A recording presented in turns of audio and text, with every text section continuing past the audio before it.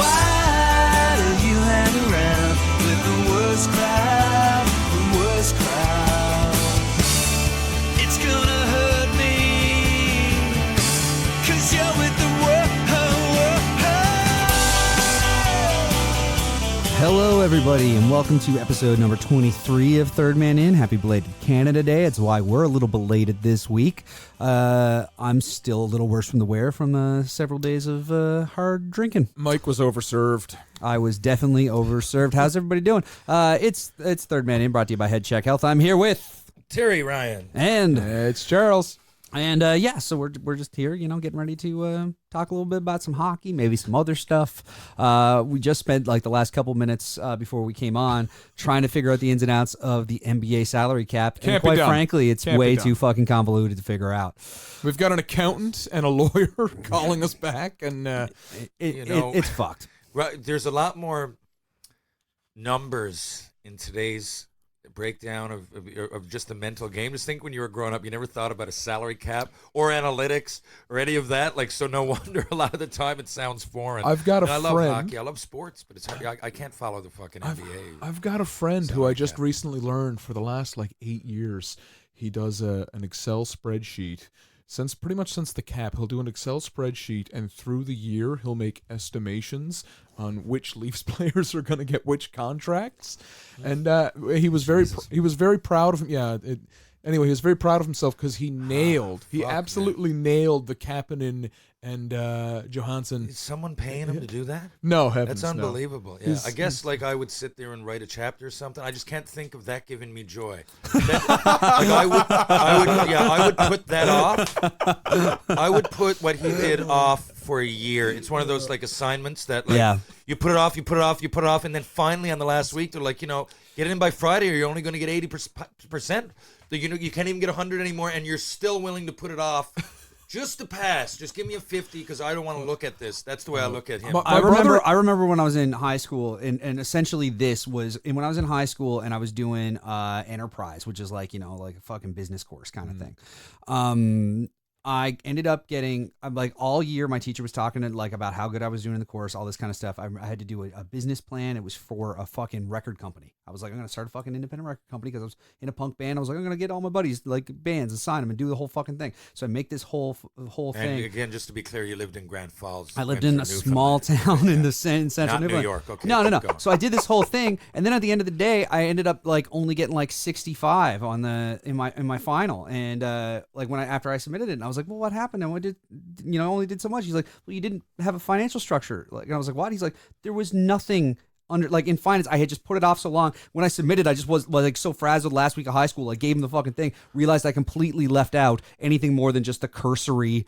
I'll put this in later finance shit and just Sounds like a completely fuck. lot of And it's- independent record companies. but it's also exactly how I've lived my adult life too. So that's fucking nice. Anyway, My brother would it's do, just convoluted. I just didn't want. I was having way more fun doing all the designing mock T-shirts and all this kind of fucking shit, which I'm sure you guys are really pleased to hear.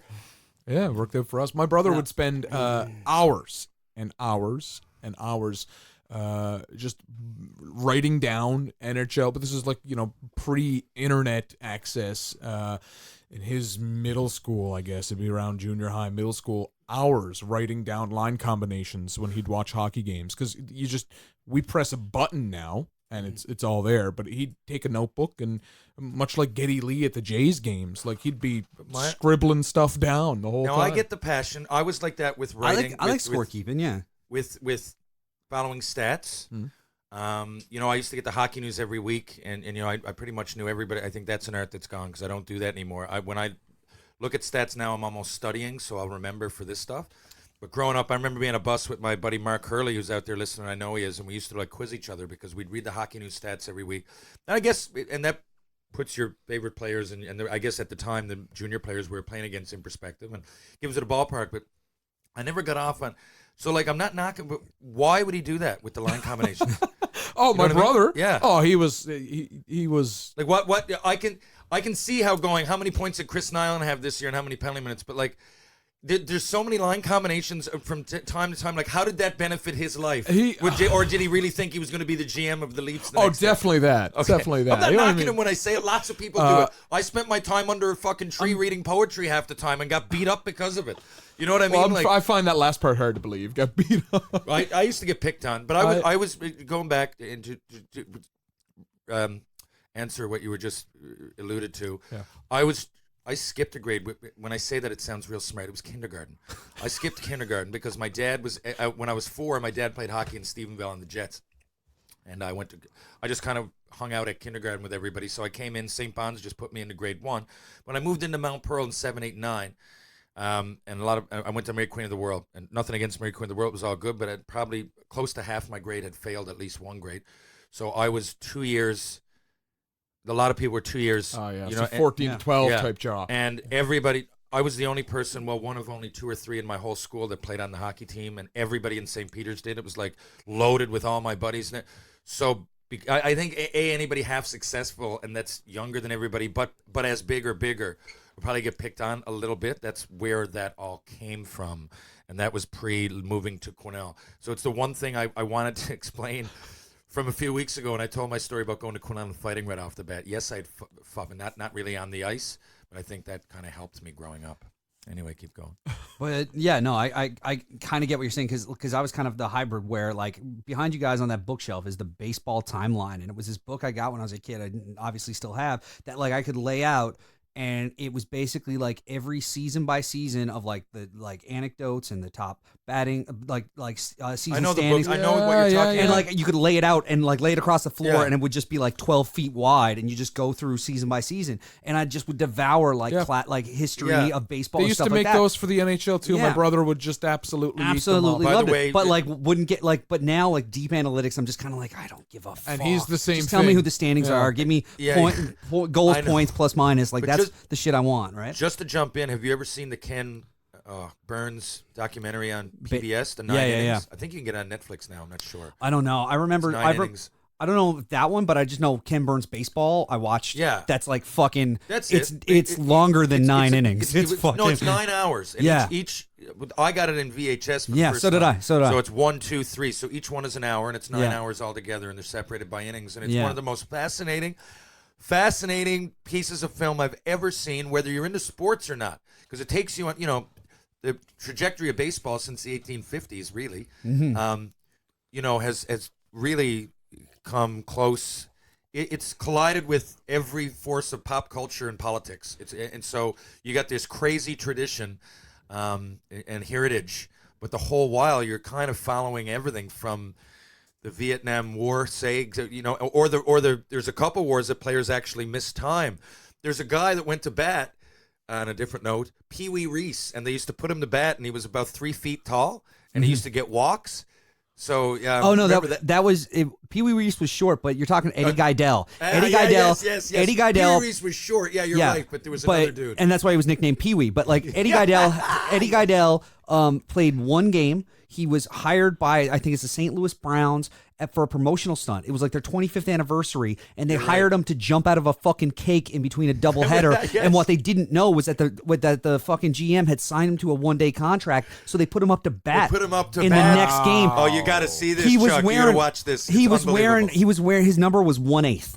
That was the number they gave him, was a fraction. He played one at bat. Got walked on 4 straight pitches. They brought in a pinch runner. Can you imagine if you put? And by the way, I don't know the term. Can I say what is it? Little person or is little person? I think is safe. I think is now. Yeah. Which I think is even worse than dwarf or midget. I really do, because I didn't mind the term midget hockey, midget whatever. I think little person is worse, but anyway, can you imagine having that nowadays? A guy that was small with 1/8 on his jersey, would be fucking. Yeah. No, he was. I'm all here for jumping out of a cake, though. He was 3'7", and yeah, he wore 1/8, and yeah, there's like if you can check out his Wikipedia page just for the story. That's it's just fucked, one but yeah. story. That takes up like 1/100th of the time of this thing. It's unbelievable, and there's stories like that every 5 minutes. I'm telling you. And what's cool is like not only did it that like reinvent like the way you watch baseball and stuff and give you a different appreciation, but like that along with Burns doing Civil War before that completely changed documentary filmmaking, because he was the guy that did the first like parallax photos. So he'd like take a photo, take the subject, isolate it, move it up, blur the back so it looked like old photos from the Civil War or early days of baseball look like they were moving. And like move on camera and do shit like that. I know exactly what you mean. I just finished the It's Civil War. literally called the Ken Burns effect, when you like move on an old photo, like when you fuck me. zoom You in know on it what? and move If on I it. can have an effect named after me when I die, Yeah, but that's kind of what I. there's also a haircut named after Ken Burns, but you don't want that either. Yeah. Dude's got a rough haircut. He does, but he's unfucking believable. He hasn't put out anything shitty that I've ever seen. No, he just did. What was the Why last does one he he did? just go for PBS? How much can he make from that? The guy's like the most brilliant filmmaker around, and he just doesn't seem to want to make money. Because all he wants to do is long form documentaries. Well, I know, but I think somewhere. I mean, I don't know. Maybe PBS plays well. I assume it doesn't, just by the whole nature of the whole thing. But I don't know. But I mean, he's got something with Netflix soon too. I think, doesn't he? Like, I think he's doing. If I'm gonna do even a baseball movie that's half historical, it HBO. might even be fictional. Yeah, I'm gonna call Ken Burns. Yeah. Like you just said, like fucking from trickery to knowledge to just having already done the best historical films there are. Yeah. I mean, I'd probably go with him. Wouldn't you want to go HBO though instead of PBS? You money it's a wise. different- different kind of thing. It's a By the different way, kind of now thing. a word from our sponsor, Ken Burns. Actually, no. You know what we should do? We should get to a word from our sponsor, from the fine folks at I'm Checkout. dying to What? ask this question. What?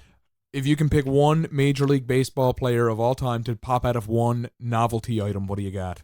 Because all I'm picturing is Mark McGwire jumping out of a giant fucking Big Mac container right now. So that's and your answer. That's my I don't know how you could possibly think of anything else. Babe Ruth popping out of Oscar the Grouch's can. I think it'll be snug, and it'll take him a while, and finally when he popped out and he's coming out of a garbage can, that's what popped into my head. Eating a hot Is it- dog. Can I ask? Is it a little on the nose to say Shoeless Joe Jackson jumping out of a cornfield? That's already been done, right? Out of a cornfield. I was thinking like out of something. Out of shoes. Yeah, out of a cornfield, I suppose. it's- what do you mean he's just jumping up in the air? It's a Field of Dreams reference. some guys. point you're not it's in a anything It's a Field anymore. of Dreams reference. It's like I know where you were going. Yeah. I was just trying. I did know where you were going. I was just kind of thinking, but of course it's one of the best movies of all time. I was The thinking greatest baseball. Like it's got baseball and ghosts. Like what more? Like what more do you want, right? Like I think my favorite baseball movie of all time. Oh God! I got a soft spot for Major League. I got a soft. Well, I love. Probably I should say 8 Men Out, but my favorite because when I watched it, it was so good. It was fantastical in my head. Was fucking The Natural. The Natural's It great. just gets a little bit far fetched, but I love The Natural. It's probably my favorite. I mean, I watched 8 Men Out. So the summer I broke my nose playing baseball when I was 12, and I rented 8 Men Out and watched it. I think because I wasn't able to play, so I would just like sit in my fucking bedroom watching baseball movies all summer because I was. Tough And to I beat watched that. and I watched For 8 Men Out so historical many times. impact, for the acting, for the actors Yeah. who are in it, for like Yeah. what it did. Sorry, I already so said good. that. Yeah, I just find it hard to beat that. Really, like if you were a non-baseball fan and you watch 8 Men Out, you'd at least see, and that was major historically. What happened there? That was Yeah. fucking. I won't get way into it, but it was like 1919 or 1918. 1919. 19, and like. The impact that had on the world and Pro Shoeless Joe sports. Jackson I mean, that's was why a they super- brought in a fucking commissioner to Major League Baseball. Totally. So without getting way too far, you should know what the fuck happened anyway. Yeah. It happened 100 years ago. Yeah. But And anyway, 100 years this year. This will be the 100th anniversary of the Chicago White I think- Sox throwing the World how have you Series. not heard that yet? What's that? You figure that would be out there. It's probably going to happen around the World Series. Yeah, They I might would do- imagine they they're might holding do on some to stuff. it for Yeah, the. yeah. I think the no spoilers rule or possibly maybe it's something that the Chicago White Sox don't really want to like memorialize and commemorate. Maybe it's something that's going to have to be left to other people as opposed to, or maybe this is the year Major League Baseball steps in and lifts Shoeless Joe's band from the Hall of Fame. Yeah, fuck it, man. That'd be Take good. him out. But the problem is if they do that, it sets the precedent for Pete Rose. Yeah, And but that's they not a won't fucking problem. do He that. should be in it too. Homer Simpson is in the. Oh, I know, but we're Major talking League about- Baseball. We're talking up numbers. You should be in it. Unless the only argument, now again, I'm not against it. It's up in the air, like the steroids thing. I do think that come on, man. If these other guys took steroids, I mean, come on. But I get it. I know the people that say they should be in there anyway. It happened. Numbers are numbers to me. To me, you could I don't want to take a side. You could say that Barry Bonds and all of them deserve to be in there. But if you do, you can't not put Pete Rose in. He actually did it. To me, the only argument, although I might side with you, hey, Bonds still had whatever, almost 800 home runs. But I don't think I'm going to, but it requires a lot of analysis. But let's just, like, these guys, Pete Rose and fucking Shoeless Joe put the numbers I think You know it's what the more worst so part a is? pride thing now for Major League it's a Baseball. pride thing I for think it's Major more of a League Baseball. pride thing. But the other thing is that, like, you could argue that even before you can almost pinpoint the fucking moment, like the off season where Barry Bonds started doing fucking steroids, right? Yeah, like man, he was come up. on. But that's And the then thing. not only that, he lied about, like, if he just came out, or when sorry, I cut you off, but I'm speaking for a lot more. I think Rafael Palmeiro and company, there was a lot of them. Mark Some of McGwire? them, now, McGwire, Andy Clemens, Pettit, for fuck's sake. Andy Pettit was the pitcher for the Yanks. He came out and said, yeah, man, you know what? Like, I was kind of thought that I was going to lose my job. I got a family. I took steroids. I'm sorry. Now I'm still pitching. Those years were unbelievable, but, you know, I understand what I did was wrong. I'm still a ball player. And you forgot that he even did it. Yeah. But for Bonds to look at you and say, no, I never realized that needle going into my ass. That's my favorite. Roger Clemens, like, I didn't know what was in it. And I'm Come like, on, man. Come on, man. No, but Ooh, like what I'm saying is, like, Barry Bonds. And all like, of a sudden, all I was gonna say was that Barry Bonds, like, you could basically put Barry Bonds, if you wanted to, you could put Barry Bonds in the Hall of Fame as a Pittsburgh Pirate and ignore the steroid years with the Giants when he was a Giant. Yeah. Like, you could do that. You could just put him in based on his Pirates numbers. He probably I deserves to totally be in the Hall agree of with Fame. you. I even, like I said, I'm open to hearing the argument for everything, because you could say, for example, Stephen Brunt, one of the smartest sports minds I know, works a lot with Sportsnet. You look him up, man. He has great articles. He has great insight. And he kind of turned me on to the other way. I was always like, no, fuck that. Like, I'm against them being in. But he said, no, there's an argument for it. And he said, you know, everybody cheats in a certain way. And, like, I know pitchers that use grease under their fucking hat. And how's that any different? You know, when they're wiping it on the ball, it's easier to throw a, you know, how many stories of Gaylord Perry and Rolly Fingers and these guys throwing spitballs. Now, I think I still need to be swayed, but there is an argument. But to say that Pete Rose, who has the most hits ever, is not even like he's on the borderline. We're not talking like maybe not. He's, you know, he should be one of the first people in there. And if he didn't do anything to fucking help himself, And that's the other thing, is is he like, yeah, he gambled, didn't- but it wasn't even against his own fucking team. I know, and it's just like, and the other thing is, like, again, and we talk about this with hockey a bit. Baseball's a 162 game schedule. It's like if you're playing 162 you could gamble games, on a fucking pile of games you're not even playing in. it's a 162 still game don't even schedule. think it was that if big you're, of a deal. If you're a It pitcher, was bad. He should have been fired. yeah. If you're pitching, you're throwing what? Like, out of 162, you got as a pitcher, you're looking what, 30 starts? Because 20 wins is a huge season, right? So you're looking 25, 30 starts as a pitcher. Ideally, you're going 6-7 innings. Right? That's a lot of fucking balls to throw. If every now and then I got to spit on one or rub it against my fucking pants to shine it up a little bit, I'm not against I'm gonna it. I kinda fucking like do it. It's like having a trick at the face-off no, circle. it's like, you know, it's all you like. It's edge. It's taking an edge. That's, I always you know. like the snot balls. Fellas putting like jalapenos up their nose and stuff like that, and then just just covering the ball in yeah. snot. Or like just a little Vaseline on the temples there. Like, yeah, it's like, I mean, sometimes it's all you can fucking do. If you're expecting, if you're Major League Baseball and you're expecting someone to go out and play 162 games, not counting hopefully the postseason and spring training ahead of it, then fucking come on. Like, some guys are going to do some shit to keep themselves my going. biggest problem is with the denying that. They can did it. fall right out. Bonds and Barry these guys. Bonds. Just tell me you did it, and we'll start the fucking forgiving. Okay. Barry Bonds being tour. Barry Bonds being a 300-pound guy, it's all muscle with acne, being like, I don't think I took any steroids. I don't know what I did. Like, no, this is just my natural swing. I Fuck did off. get a needle. Come to think of it, someone did shoot a needle into my ass cheek. Yeah. And you know what? Lo and behold, within a couple of months, fuck me, I was 40 pounds heavier. And if I wasn't hitting more home runs, My you know, like, 40 pounds heavier, my batting average went up by 40 points. So, like, I don't fucking know. Like, wouldn't you know it? Jesus And I Christ. thought it was the cornflakes the whole time. This guy would sneak out of the back and inject fuck me and Twice a day for 40 days, and man, wouldn't you know it? I started to hit a lot of home runs. Thing is, he hit a lot anyway. who was the guy that wrote the book and outed like fucking 70 guys that were lying That was about Palmeiro, it? wasn't it? No, it was Canseco. It was fucking Canseco. Yeah. Fuck, of course it was Canseco. His book was essentially like the following players have done steroids. It's like page turn. No, it was just like it was one of those books that when it came out, people just switched like immediately turned to the index section to go, how fucked am I in this goddamn book, right? Like, Fellas, is it this obvious we're in the throes of wait. NHL offseason? Well, no, because it's One more fucking free thing, I agency wanna week. say one more We could be thing. talking about that, but this is more fun. Fuck. I want to say one more Me thing. and TR played some softball together this weekend, so I'm all geared up. did. I'm ready to go. Not only that, how about what was his name? Jesus, the guy who went for the McGuire, Sammy Sosa. Oh, Jesus. How about that? Now, not only was he juicing, okay, but like 3 Bleaching. times he had a corked bat. No, he got a corked bat. Yes, I forgot So about he's that. juicing and he's playing with a using corked bat. And he went from like 20 home runs to like 61, 66, 68. Oh, it was so. And then they took the bat away and the steroids, and he went down to like 9. His excuse was just like, "Oh, that's just my practice bat. I don't know how it made it Yeah. into the rotation." Oh, I use- use the same thing to I use happen a- again. Yeah. Oh wow! I use a cork back for BP just to give the fans a show. Yeah, that's my practice bat. I don't know how that Jesus, got in fuck there. off. Again. Wow. Oh, man.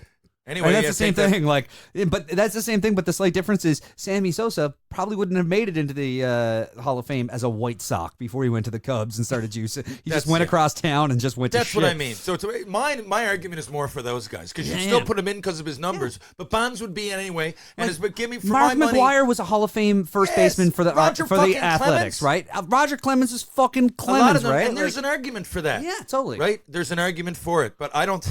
For a guy that just clearly wasn't the same without Yeah. the steroids or the cork bat. I mean, what? Yeah, the one Yeah. extra. I was like, Yeah. "Fuck, everyone's doing steroids. Gotta Next, get they'll it. just gotta move get, the yeah. fence in. Wait, Sammy's up. Move Yeah. the fence in a little Yeah. bit. Give him every advantage. Yeah. It's like everyone's on steroids. Got to find another advantage here. Yeah, Cork no, and I my mean, yeah, bat. that's the thing, right? Is it gets down to it, and he's like, well, he's juicing. We're already doing that together, so geez, I might as well I'd rather go just with the honestly cork about bat. it. The whole era was fucked up. It was, yeah. He's up there with a If you did spray it painted now, aluminum even bat. now, I think you're really, really, really, really, really cheating. At the time, you got to realize a lot of them. Mark McGuire. But you the can other go on thing now YouTube- is like if you do but it, you can go on YouTube and see him getting interviewed, and he used to have like HGH right in his locker. yeah, So like, people all go, "Wow, how bold!" I'm like, I guess, but in his defense, it wasn't outlawed at first, and a lot of people knew that they were doing it, right? Or HGH or whatever you want to call it. A lot of them were just going straight steroids. But you know, if no one's going to come out and speak out against it, and I'm serious. I'm not saying I wouldn't do it if my hockey's fucking different. I don't think there's any benefit to Certainly being not like in 300 game pounds that- of muscle. in Unless you're hockey. Dave Morissette, who admitted to doing it. Well, it's like but the- in like- baseball, yeah. it's if the next guy's getting that advantage and it's not banned now, the record is the records are a different argument, and I still don't know where I am on that. If a guy that's Babe Ruth, there's a couple things. First of all, he's not working out. He's eating fucking hot dogs. He's coming into. He was a Cy Young pitcher.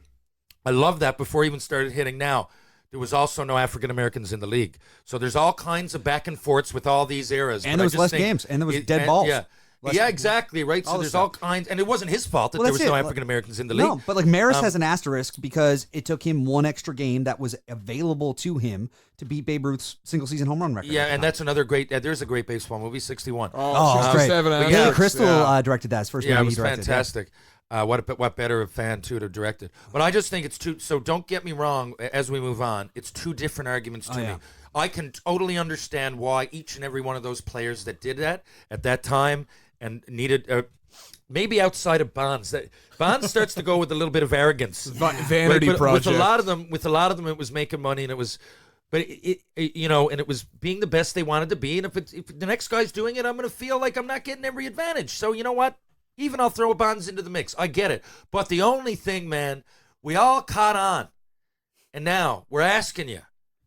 Okay, we're forgiving you, but we're asking you. And when they deny, they don't want to get. No, it was my real body that did this, and that's Yeah. bullshit. I just find that self-centered bullshit, egotistical, can't let go, pride. Like, fuck off. And I lost respect for Alex Rodriguez towards the end of his career for that. Fuck, I I'll take forgot. Jeter I every forgot. goddamn Oh day, yeah, no, I hate A-Rod. right? Or That's anybody, just- I'll take a Jeter type player. Oh yeah.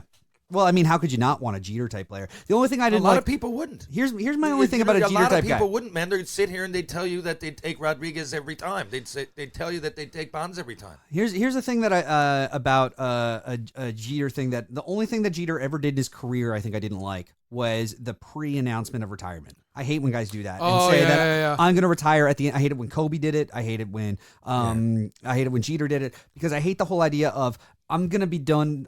I'm not going to want to compete anymore in 3 months or 6 months or just at the end of the season. I'm going to be done. I just wait and fucking announce it. It was that every team he went to did a big fucking like Jeter's last game thing. It's just fucking. I'm going to throw you just this want out the here, dog and though. pony show, right? However, Big Poppy did it, and everyone loved it. Yeah, but I didn't like that either. No, I didn't like it either. I'm going to interject. How is Big Poppy doing, by the way? Have we got an update? Anybody know anything? Okay. I'll text him. I'll text Big Poppy. It's not so much, Mike, for me that, I think I'm going to set a time on when I think I'll be done. For me, it's, oddly enough, Jeter and Big Poppy did do it. It just takes any focus whatsoever off the team. Yeah. Like that last season of Kobe Bryant, every game made me cringe. And it's really odd that Jeter did it, isn't it? Did word get out, or did he actually announce it? He actually announced. Yeah, but the that's other thing, weird. But the other thing Jeter did that was fucking brilliant. I don't know if you ever heard this story, but I think you'd fucking love it. Is Jeter used to do a thing, obviously, like, you know, it was like Kawhi watch. There'd be fucking reporters camped outside Jeter's. After him and like Mariah Carey broke up, there was like reporters camped outside his fucking penthouse in New York, waiting to see who Jeter like dragged off to be the gossip page story in New York. And so what he would start doing apparently was he'd have a town car waiting in his parking garage, like tinted out town car, and he would just send girls in the elevator, like locked off elevator from his penthouse down to the parking garage. They'd get in the waiting car, and when they got in the car, there'd be a gift basket of signed baseballs and other Derek Jeter memorabilia to remember their night. How do you know? These are pretty specific stories. How do you know that? I remember hearing the story somewhere. somewhere. You heard it. Don't I'm say you saying fucking I heard it somewhere. that. I didn't ask Jeter. I just think it's a fucking brilliant story, and it's one of those things that I just fucking love hearing. Like it's just one of those like. It is a good story, but I'm gonna fucking call 5 aces on that. Yeah, no, fucking A. Do it. Okay, show me. I'll see if I can find something. If your buddy played for the Yankees or something, I'd believe you. But I think we're just tossing around shit here. Yeah, you know, I think we do that a little much. Oh, I think that's psychotic, and I'm just going to throw that out there. If you're sending people in, never mind. I take it back. The story's from the fucking New York Post. Never mind. But it was reported in the New York Post and picked up by Deadspin apparently. See, you never fucking know. But I know what you're saying. That was interesting. But yeah. It sounds overly specific to be telling a story. We're not saying I heard he treated girls well. You're saying that was very fucking like. It's almost there's like a story. It's almost like it's an unnamed source that's just quoted as a friend in the New York Post the unnamed saying source. It says here Derek has girls stayed with him in his apartment in New York, and then he gets a car for them on the next day. Waiting in the car is a gift basket containing signed Jeter memorabilia, usually signed baseballs. Maybe, but I mean, there's also Bat Boy going around with fucking Spider-Man too in real life in the fucking National Lampoons, or what's it called? What's it called? The shitty fucking paper that lies. National Enquirer. National Enquirer. Please don't take National Lampoon's name in vain again. I didn't. Yeah. Fellas, I'll say this though. You guys mentioned the pre-announcement of the retirements. Anyone remember when the Sedins did that and kept it under wraps for the entire year?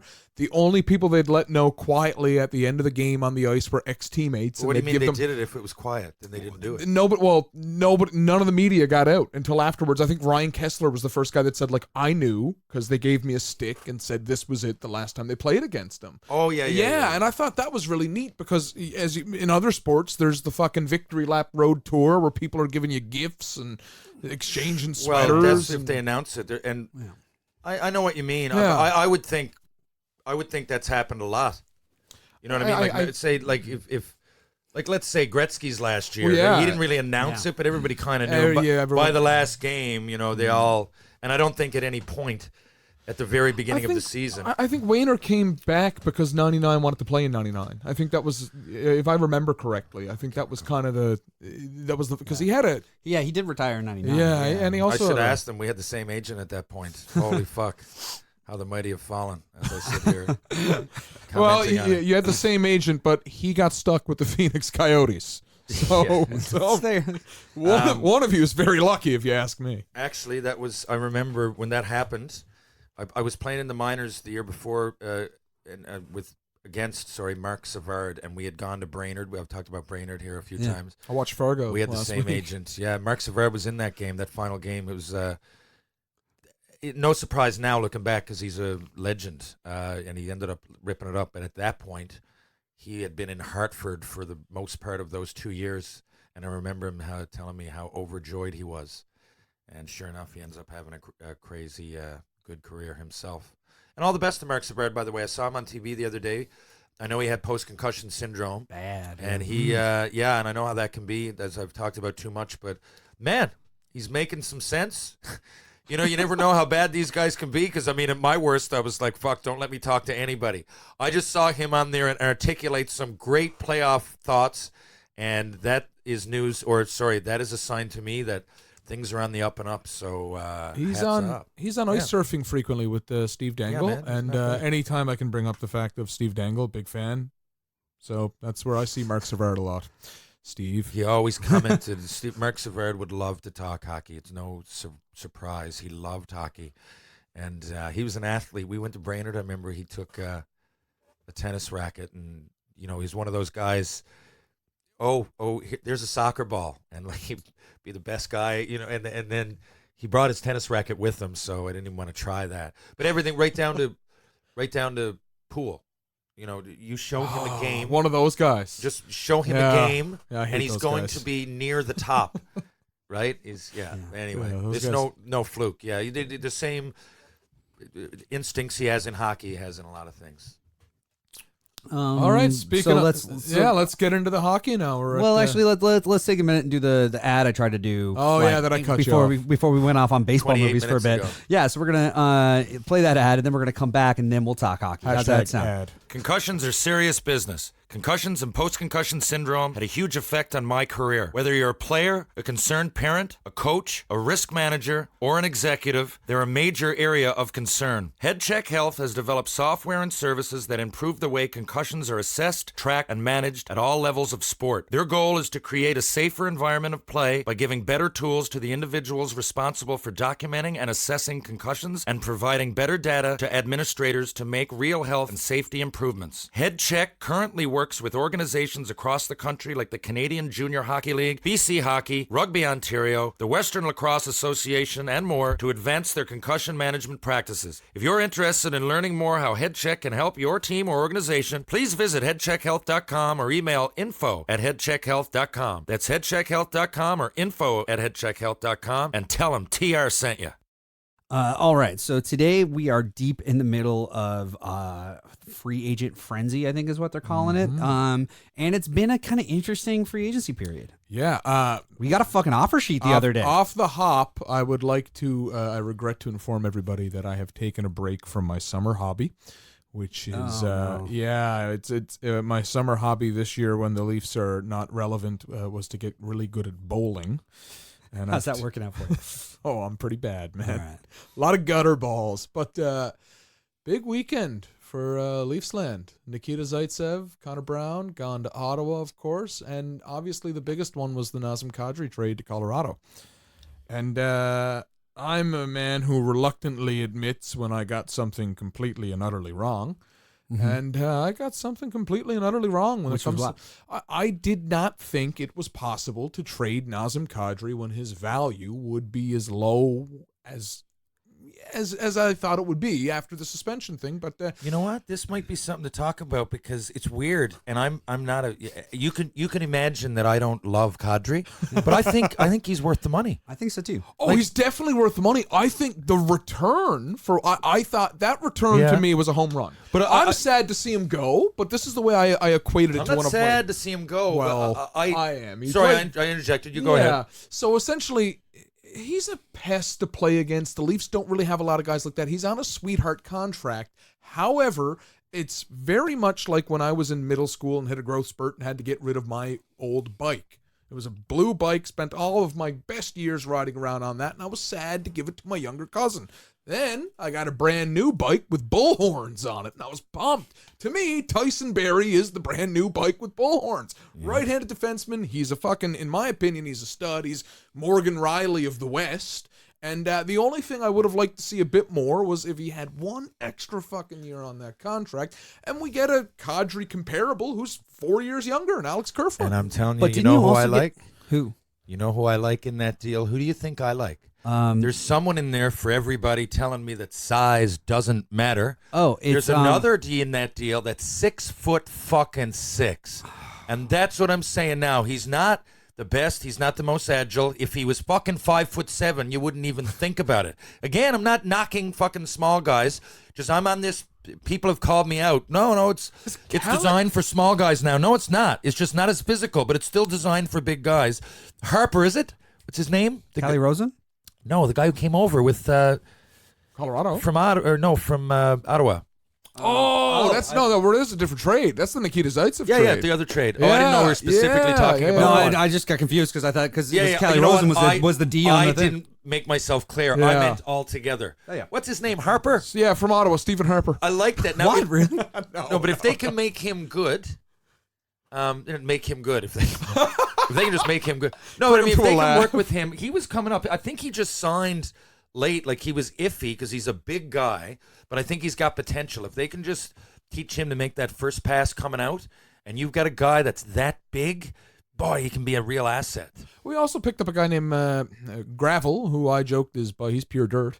He's from Edmonton, and I got the lowdown on him. One of my good friends. Can you check to make sure I'm not totally wrong on that? I'm trying to find it here now. Okay. I think I'm right. This is browsing over fucking the paper in A&W after I was writing a short film, smoked a joint to get myself in my writing mood as I do. It's joint, coffee, breakfast sandwich, browse over the paper, and I thought I read that coming over from Ottawa there was a kid, I think his name was Harper, and I noticed him halfway through this year, and he ended up signing late. I thought he was 6'6". I'm just trying to find him here, man. It's just digging through. There's been so many transactions, digging through and finding specific ones. I'm just going to take out, you got your fucking 6 computers over there, fucking 4 keyboards. I'm just going to type in Toronto, I missed it. Ottawa. I missed it, yeah.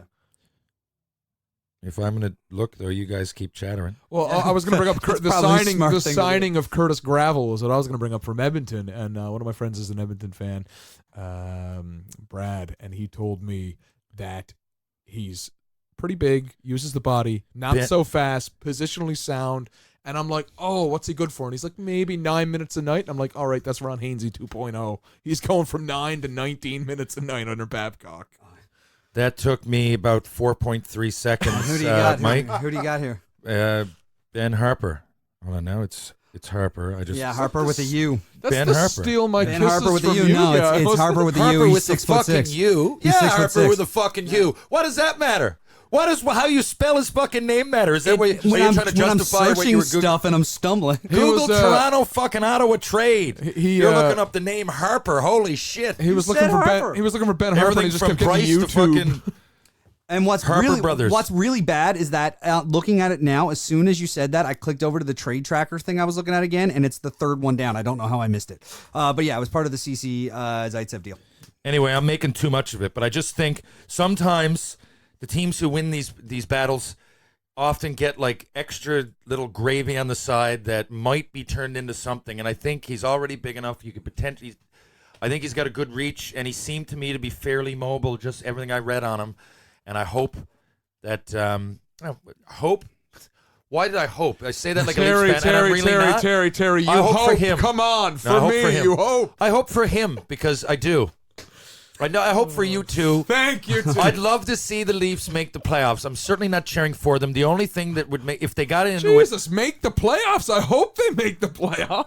Yeah, but playoffs? No, I mean that because again, this is my point because I'm not a fucking fan. Mm-hmm. I love to see them make the playoffs because it's always a zoo in Canada when the Leafs or the Habs or any Canadian team really is in the playoffs. Yeah, but if we could get all 7 in, it'd be beautiful though, eh? Like think about half of the fucking playoffs. You get Yes. 16 teams. If there was some miracle where all 7 got in, Jesus Christ, I'd have to take a month off work just to watch hockey coverage. Yeah, exactly. Oh, it'd be amazing. But in those cities, for sure. Now, I will say this. If there was one team that I'm slightly leaning towards when it gets to be playoff time, it would probably be Toronto, because one of my best buddies in the world, David Rope Dog Roper, again, is one of their equipment managers. So that would be the only thing. And once they get in, hey, great. But if I'm looking at it from just a perspective of like which team's going to win, it doesn't even pop into my mind. I just like the turn of events. And I think that might be that my senses are numbed from having so many friends on so many different teams over the years that, you just find yourself cheering for whoever in the playoffs. Yeah. Because, Thordy's left. So, I'm going to cheer for Anaheim, So it's shit like that, or Boston or whoever. You got that cup with Anaheim, didn't he? You got a cup with Yeah, Anaheim you got and with Boston. Yeah. So that's generally where my fandom Couple lies. of rings. And I think that's fair. Like, I mean, if you have like literally a horse in the race in terms of like, well, I have a friend who could win a Stanley Cup. Obviously, a lot of team allegiance falls to the personal Like if I was relationship. in that position, if I was Rope Dog, and I saw any of his friends like not cheer for me in the playoffs, I'd be like, get over your fucking fandom. Like, I'm from fucking Mount Pearl. I'm gonna have a Stanley Cup ring. Like, how could you cheer against that? I'd still wear my team colors and everything. And if my team wins, fine. But if someone like when Danny Cleary, when Michael Ryder won those cups, I mean, how could you not watch that as a Newfoundlander and just be fucking tickled to death? Well, you had Ryder and Thordy on the same team win. Yeah. So for you, that was great, man. That was almost as big a win for you as it was for goosebumps. me in terms of seeing the Bruins win the fucking cup. It doesn't seem realistic until someone oh my God! Or I would even go further. There's for Pittsburgh, one of Pittsburgh's scouts. A lot of people don't realize is a hockey legend from here, Derek Clancy, and Derek grew up in the era that everybody went away a bit earlier. I think he would have been a legend. He was in the Canadian University, and he had a lot of points here in junior, but he didn't play major junior and go on to pro or anything like that. Actually, I'm wrong, and I'm not looking at it. He did go pro. I think he played in fucking the Coast. Look that up, Mike, because I don't want to. Sometimes I just talk. But I know that in my, and I think I know what I'm talking about, but I know the origins of what I just said are right. I'm just not sure if he played pro. He played in the ECHL. Yeah, jumped into my head. Yeah, he played for the Erie Panthers, Toledo Storm, Winston-Salem Thunderbirds, now, what a great Columbus story. Chill, Waco Wizards, and Chesapeake shit, Icebreakers. Did he ever play in the Coast? I just named one of the teams I named was not actually, they were in the WPHL. Yes, the Western Professional League, and that was Waco, right? Yeah, Waco, yeah. And so it just dawned on me, because I remember him being a star in junior and then going to the CIS, and I followed it because I followed my friends Mike O'Neill, a bunch more, Corey Power, there was a bunch playing up there then. And Clancy was like real good.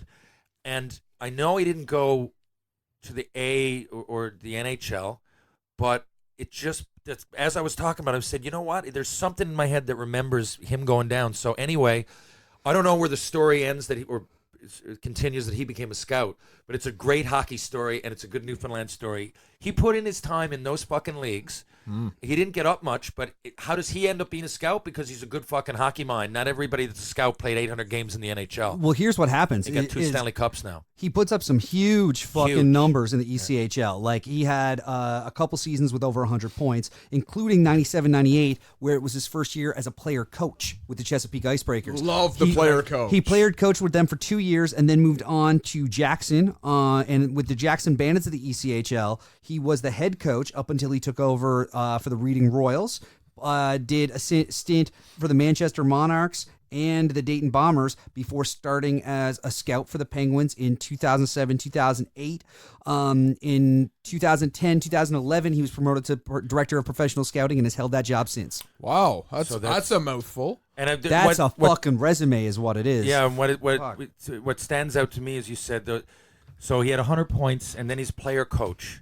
If you can combine those two things, like if you're playing on a team and all these guys are looking at you and you can handle the pressure of having to make decisions and you're still getting 100 points, so you're that good, you know what it takes to take talent. You know who you need on your line, and how do I assess as a player who I want on my line? You're scouting pretty much anyway without even trying to coach. Oh, yeah. Then all of a sudden you're coaching, so you're putting people out there, putting your reputation on it. To me, that's a marriage, but if every scout could be a player coach at some point in a high league, then you'd have a fucking fantastic organization.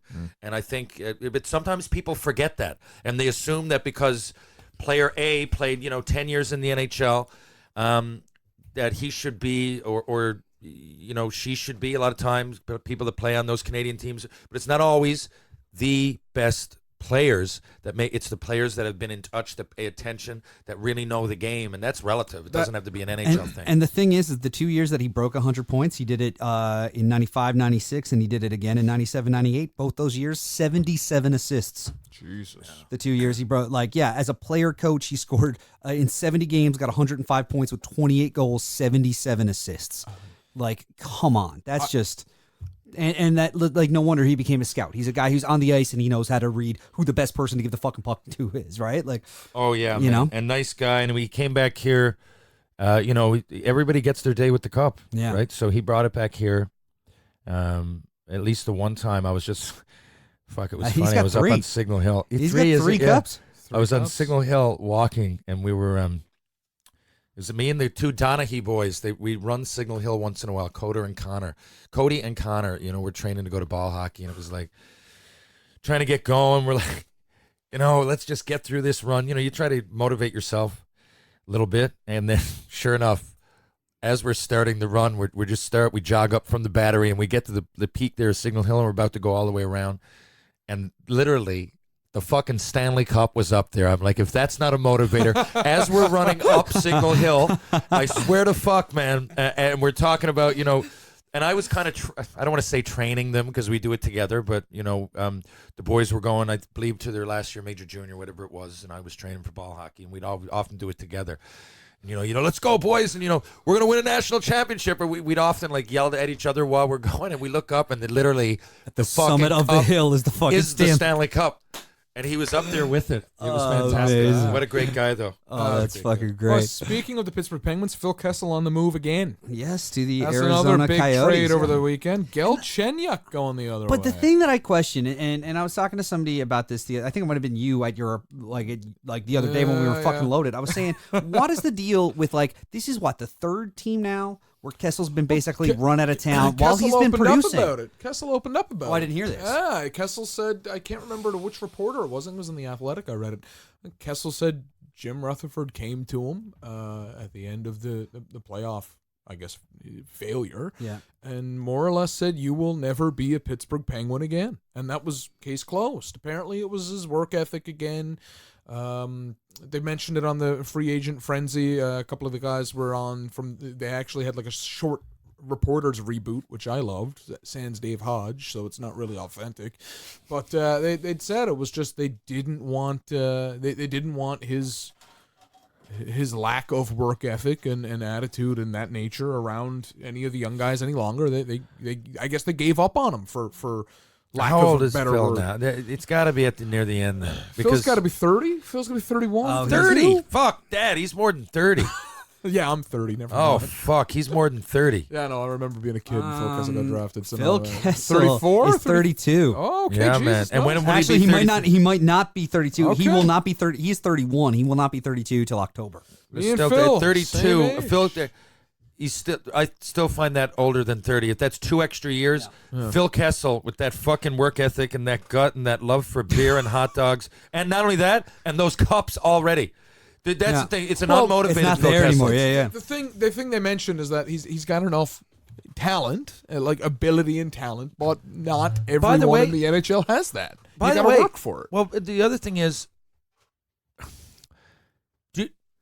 did you I don't think maybe he has the passion for the game, but I'm not going to shit on him like that. And the other thing is the way these meetings go, because I know what you're saying, and I heard that earlier too. I was like, Rutherford said, you'll never play again.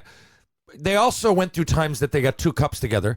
Whatever, this can't be summed up in one sentence. No, I don't They think probably so. no, but I'm not knocking you. That's exactly what I heard. I heard them talking about it on the round table today. But there's a lot that I can see. You probably came in and you go, here's a guy. Phil Kessel needs to be motivated. He's still real good. We still think we're on the way up. Sidney Crosby's treating himself great, his body and everything. He's still going. A lot of other players that we have, and Phil probably is not going to give me what he used to.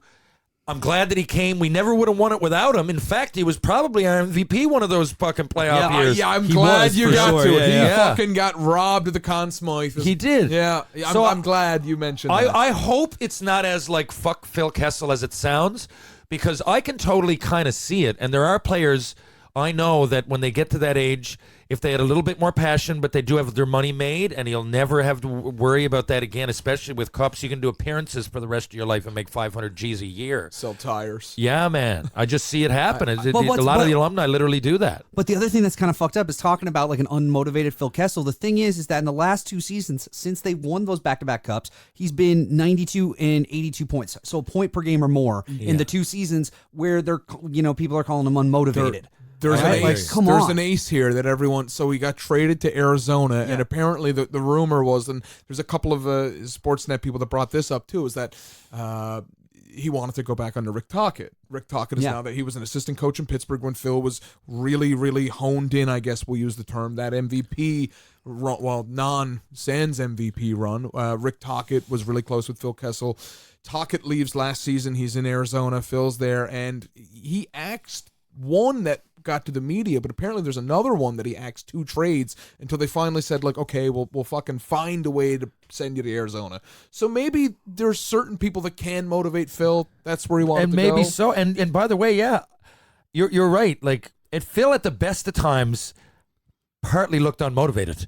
Right? Yeah. That's kind of why we all love him and we laugh, right? And we put memes about him with hot dogs and everything, because I mean, there was never a time that he was a Greek Adonis. He leans in too. Yeah, He filled totally. the Stanley Cup with hot dogs. Yes. Yeah. He leans in. And the thing is, I wish him the best. And I think if you're asking me, a 32-year-old that doesn't treat his body the best, that maybe is not so passionate on his way to a hot Sunbelt place. Where's he played before in the sun like this? Nowhere. Oh, Nowhere. So this might He's be... been Boston, Toronto, Pittsburgh. If Like, he has a good year, hats off to him. Yeah. I just think maybe you've seen the best of Phil Kessel if he's going now. Like I said, this is a marriage made in lazy heaven. the other thing the other thing to keep in mind too is that like Arizona Coyotes too. You think he's got his bag on wheels? Phil Kessel. Compared to the Oh Penguins. yeah, I know. You think you put wheels on his bag? Phil Kessel has wheels on his bag. I can guarantee it. Exactly. Wheels at his fucking bag. But the other thing is that since 2010, 2011, Phil Kessel has played every available regular season game to him. He has played since 2011, has played 82 games other than the lockout year where he Unbelievable. played all 48. Yeah. I wouldn't have thought that, and I would have been wrong. Yeah. You're talking about a guy's It's work. other than work his et- appearance. Yeah. It's other than his literal appearance. Everything else, like this is an analytics guffaw. Like if you look at everything about him other than the way he looks, as soon as you look at the way he looks, you're like, oh fuck him and it. But and you make jokes. But fuck me, if he played all the games and he had 92 and 82 points. There was a Twitter meme that was just a picture of Phil like in a suit that was kind of like a used car salesman suit, like it was sloppily on him, and it was like, hey, just guess what this guy does for a living. Yeah. And it's and now on the other side of this, it could be something that Jim Rutherford is doing as a panic button, because he probably has to keep his job Of course. too. There's And I want to point expectations one there. more thing out. Yeah. One more thing. Yeah. So we got Phil knowing that he's getting older. Mhm.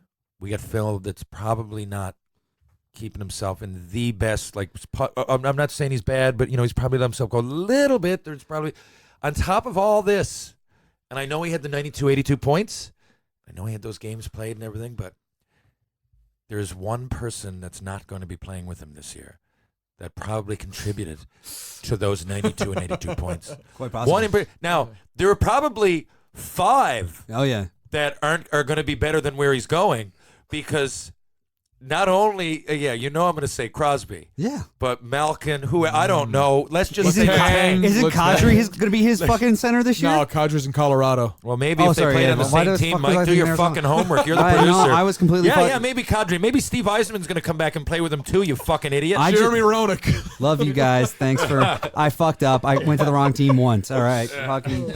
No, don't I even was have for one C's reason. in their name. This whole fucking time, I've been thinking. God, yeah, I've been like knowing it's Colorado, but thinking Arizona. It's the weirdest fucking thing. It's Anyway. it's got those. They already showed the picture of that like sweet space coyote jersey they've Oh, got yeah. with Kessel on the back, and I was like, I'm tempted. Don't have an Arizona jersey. Don't Derek have a Phoenix. Stepan? Phil Older in Arizona, not only place, but competitiveness of the team without Crosby, Malkin, or any of them.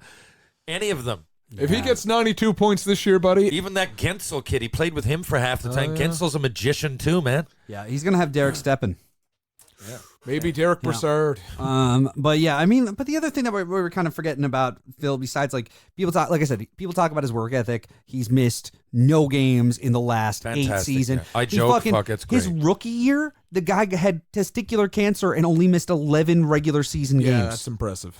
You know, it's funny how we forget that shit. Yeah, because it feels like 100 years ago. But it's wild that used to be the first thing that came into my head. Is I can't believe that. But he's such a cartoonish character. Yeah. Oh yeah. That he just. And I like that because like he got out of that pity mode, and I don't think he ever really wanted that pity, or because there is a level of pity that comes with that. I think that one might have been part of the reason that he got out of Boston. Yeah, I think so too. I think that might have been part of the reson that he was like it's that his identity. Yeah, it was people were looking at him as that because I mean, like he didn't do his best production in Boston by any stretch. Sorry. Go ahead. No. I was just gonna say, like that season that he played 70 games, his rookie year, so 12 games he missed. He had only 29 points. The year after that, played 82 games, 37 points. Year after that, played 70, had 60, and then gets moved to Toronto. And so, like, I think it's just it was the combination of everything with his health and just kind of wanting a fresh start and wanting to get away from that being a first round pick somewhere. And so he goes to Toronto. Well, it's it also without getting too far into it, but you know how something like that can take control of your identity, and you're like, well, I'll never get over this. Just think how far Heatley's come. Yeah. We laugh at him, and the fake Danny Heatley on Twitter is one of my favorite accounts. Oh, yeah. I love it. And 50 and 09 or whatever when he had the 50. Yeah, when he had 50. You know what I mean? And it's become this joke, and but I like it, and I think he kind of, if I was him, now he was here at Chloe's golf term, he seemed like a really great fella, but like what happened to him, and again, it was a car crash, it was really unfortunate. His buddy Dan Schneider was passed away, but I mean, looking back, it certainly was unfortunate. But I don't think anybody's going to sit here and blame Danny Heatley. No, the family immediately got in front of that. They immediately. So you got to think about how hard it is to lose. Imagine a son. And they immediately said like we do not. So want anyone. and that's amazing. And that is that takes a lot of strength. And good, bad, or ugly, or whatever it might be. That whole story has elements of emotion in it that you think you're going to be defined by forever. And within a couple of years, not only was he back scoring, he was smiling. Of course, he got out of Atlanta, and then he ended up going to a couple of different teams. But that almost became part of the joke. Heatley grinning with that no tooth and that laid back attitude. I'm really glad that came of it. And it's funny, like when you think of him or Kessel too. Like someone gets cancer, like it's hard for me to watch Brian Boyle and not come into my head. I don't. Saku Koivu. Saku Koivu's a big one. Yep, that's a big one. Yeah. But it comes into my head with those guys. Yeah. Or I'll give you the best one, Craig McTavish. Yes, we were talking about this the other day. You don't even think about that. Craig McTavish is like this upstanding. Well, he's upstanding. Shit happens, and whatever. What are we going to do? You can't go back in time. But like he had a major happening in the mid '80s that I would think you're never going to crawl out of. Like how in the fuck? And not only that, he ends up winning a few cups right after it. And then in, you know what I'm talking about, right, Chuck? No, I don't. I'm completely lost. There we go. Okay. And you know what? A lot of people probably don't know what I'm talking about. Now, picture Craig McTavish, even in the last few years, you see him on TV when he was a GM, when he was a coach, when he's interviewed, and he seems real straight up, which he is. He's very professional. He's a winner. He won a few cups with Edmonton. Now, Mike, tell Chuck why I'm saying this. So McTavish started with the Bruins, and he missed the entire 84-85 season. After striking and killing a young girl with his car and then pleading guilty to vehicular homicide under the influence of alcohol. Oh, he pled guilty. He pled guilty to the DUI and vehicular homicide. It happened. So yeah, the girl was 26 years old. She died 4 days.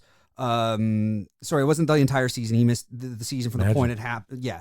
And so he was sentenced to a year, and just watch games from jail. Would have never guessed. Yeah. I did not know that one. And there's two things there before I go further. Yeah. So actually, sorry. How about your reaction first? I would have never guessed that. I remember there was a period of the Leafs where his last name was Bell. Mark Bell had a run-in, and he didn't. There was no manslaughter involved. He had struck a pole, abandoned a very expensive car, I would imagine.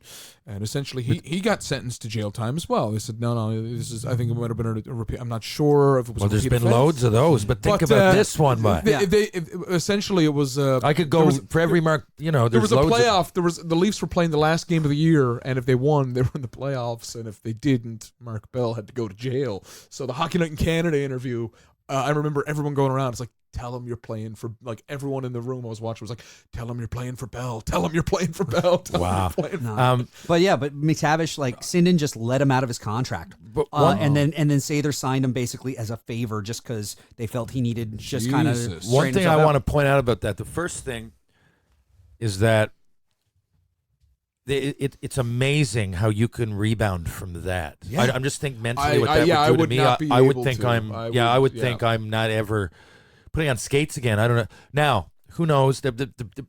I just can't fathom what it must be like. And I'm not saying he's any less of a person. I'm saying he's great for coming back and doing it. And you can't go back in time. It'd just be hard to get over that. But listen, the other side of it, and I know people, is hard to take. And I used to be on the side of it. That, something like that happens and fucking, I'd want to give the person the death penalty for fuck's sakes, right? Mm-hmm. You'd want to be like, fuck him, you fucking, and when that emotion subsides and you hear that story and you realize that for the last 4 years, 35, he it did happened learn his 3 lesson. weeks after my day I was born. Yeah, so some people do learn their lesson, right? Like, I don't know what happened after that. I know he's professional. I know he's certainly not out fucking getting loaded in public. I've been with him 3 times in public, and he was a total gentleman. He certainly wasn't. So maybe he learned that maybe if I drink too much, I can't drive, but whatever, or I can't drink too much, or I've got to be a better leader, or whatever it is. It's a terrible way to learn it. But there are people that go in to jail or to whatever detentional program and do learn their lesson. And I want to say it because there's a lot of kids out there I work with in the Inu program, things like that. It's not where I came from, but there are, and I've worked with, and a lot of people just think that every criminal's a write-off. But something like that was a very, very fucking poor decision.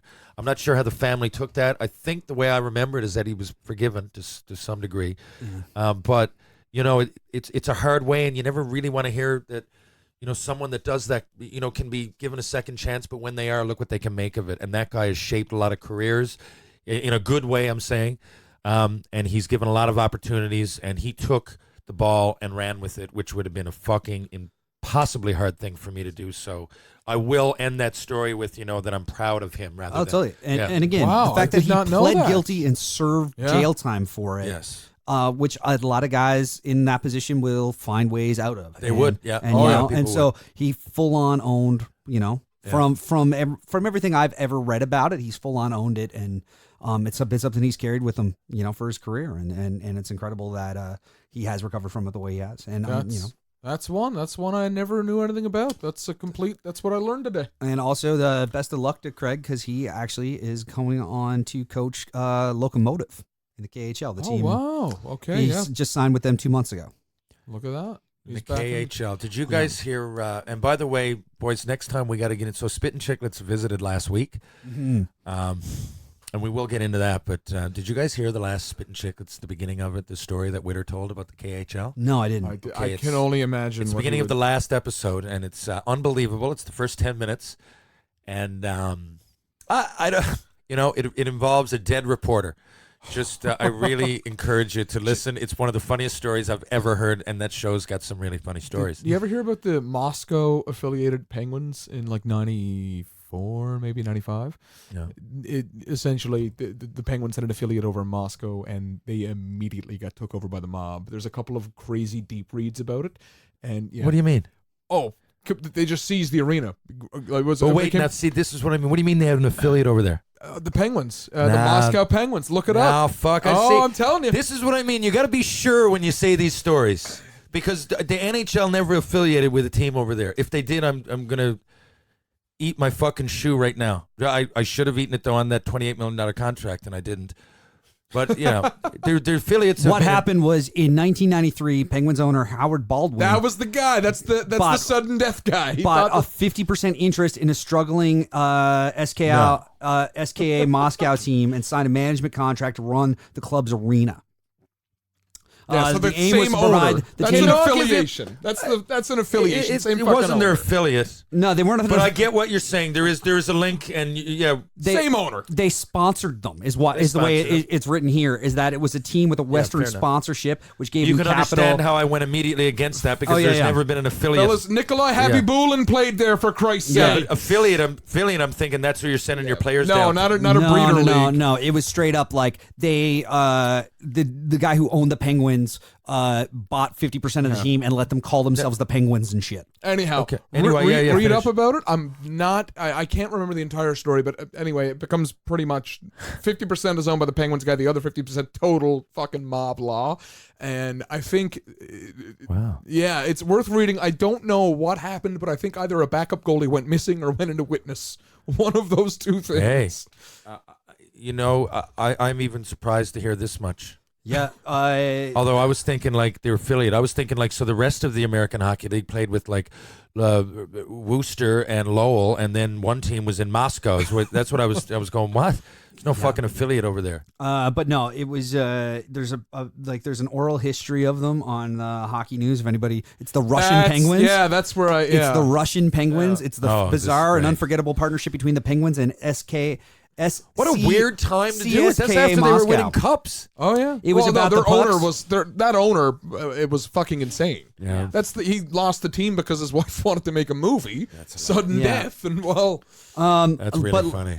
If it was about the pucks and bucks first and foremost, but lest we forget the acrobats, blood-soaked mascots, and accidental on-ice sex acts. So we're gonna end the show here, and I'm gonna go read this fucking thing. My put that God. up on the put that up How on is the this socials. not more well known? I don't It's just fucking know. I guess it's a weird trivial thing. That's why I brought it up. I thought it was of interest. So it's behind. Sex. What's next? What have I been?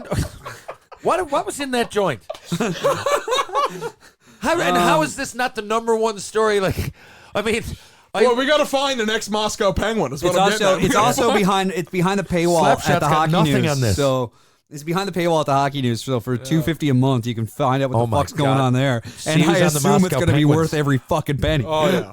Bryce, you got to. I must know someone that knows somebody that played on the Moscow Penguins. We got to find. We got to find Notable them. players. Nicky Happy Bulin was there. Happy Bulin. Yep, that was the biggest guy. Jan Golubovsky and Sergei Brylin. Sergei Sergei Brylin. Brylin. Sergei Brylin. Brylin. He's former St. John's I Leaf, went. isn't he? I went with nylon. After last time, I leaned in the other way on that. But yeah, he did not play for the Leafs. No, Oh, I thought Sergei Brylin. no, was he was a New Jersey Devil guy his entire career in the A and the. But yeah, played for the Russian Penguins in '93, '94. Like what the fuck is this? That's why I brought it up. Alexander Karmalov. I thought for some Karmalov, yeah. Karmalov. I'm just gonna For butcher some these reason, fucking I names. thought there was a Turnstrom or over there. Actually, Mike, I'm only doing what the announcers do. We could all be wrong. Yeah. Some announcers say it. You still don't say fucking names the right way. I know, but very few of them have had trying to throw you a bone. have had players come up to them and yell at them Whoa. mid-game. Who was the? There was one guy that kept switching back and forth, a goalie, and I can't remember. One year it was this, and then the next year it's like, no, it's that, and then the year after that it was like, no, the whole time it was this. Oh yeah, no, I know Who the fuck I know was the dude you're that? talking It's about. like 10 or 12 years ago, and I just thought it No, was I the know. strangest thing. It's Amazingly, it's not Brizgalov, but anyone saw the HBO 24/7 series, I'd imagine why you'd think it was. Yeah, I know. I think, and I'm gonna confirm this. No, I clicked the wrong fucking thing. Hang on a second, I got it. I know who it is, but Tune because into Mike's browsing. You know who? What is? What's this big thing we're doing now? We're clicking around. We're looking around. What are we doing? I was talking about a goalie that he changed how his name was pronounced. So Oh, he came, that. Okay, yeah. that. I can't remember who it was now, but Thought you were looking at something he else. came in. He came into the league, and then the next Mike, year. I know nothing other than goalie changed his name, and if I put in those 4 words and I find it in 3 seconds, then you're going to be fucking replaced by fucking that computer over there. Or All by right. that. the first one that comes up is Johnny Power. No, he changed his age 4 times. Yeah. His age. No, it's dude, I know that it's at the top of my tip of my tongue, and I can search it. I'll you know. think of it like 5 hours after this and scream it in public, and people will think I'm going to lose. Well, my the problem fucking is, mind. it's the other player whose name I always think it is the guy that like is not allowed to play in the NHL anymore. There's Joel Armia, and then there's Yoel Armia. He changed his name this year. No, but you know who I'm talking about. Yeah, I know it's not Varlamov, is it? No, that's the thing is it's not Varlamov, but it sounds like Varlamov. The only thing I got is I got a North Dakota goalie. Zane Gothberg changed his name to Zane McIntyre. It is Varlamov. It's Simeon Varlamov is what it is, and he went by Varlamov for the first couple years of his career and shit. And that's what it is. What do you mean? You're acting like he's a fucking well-known goalie.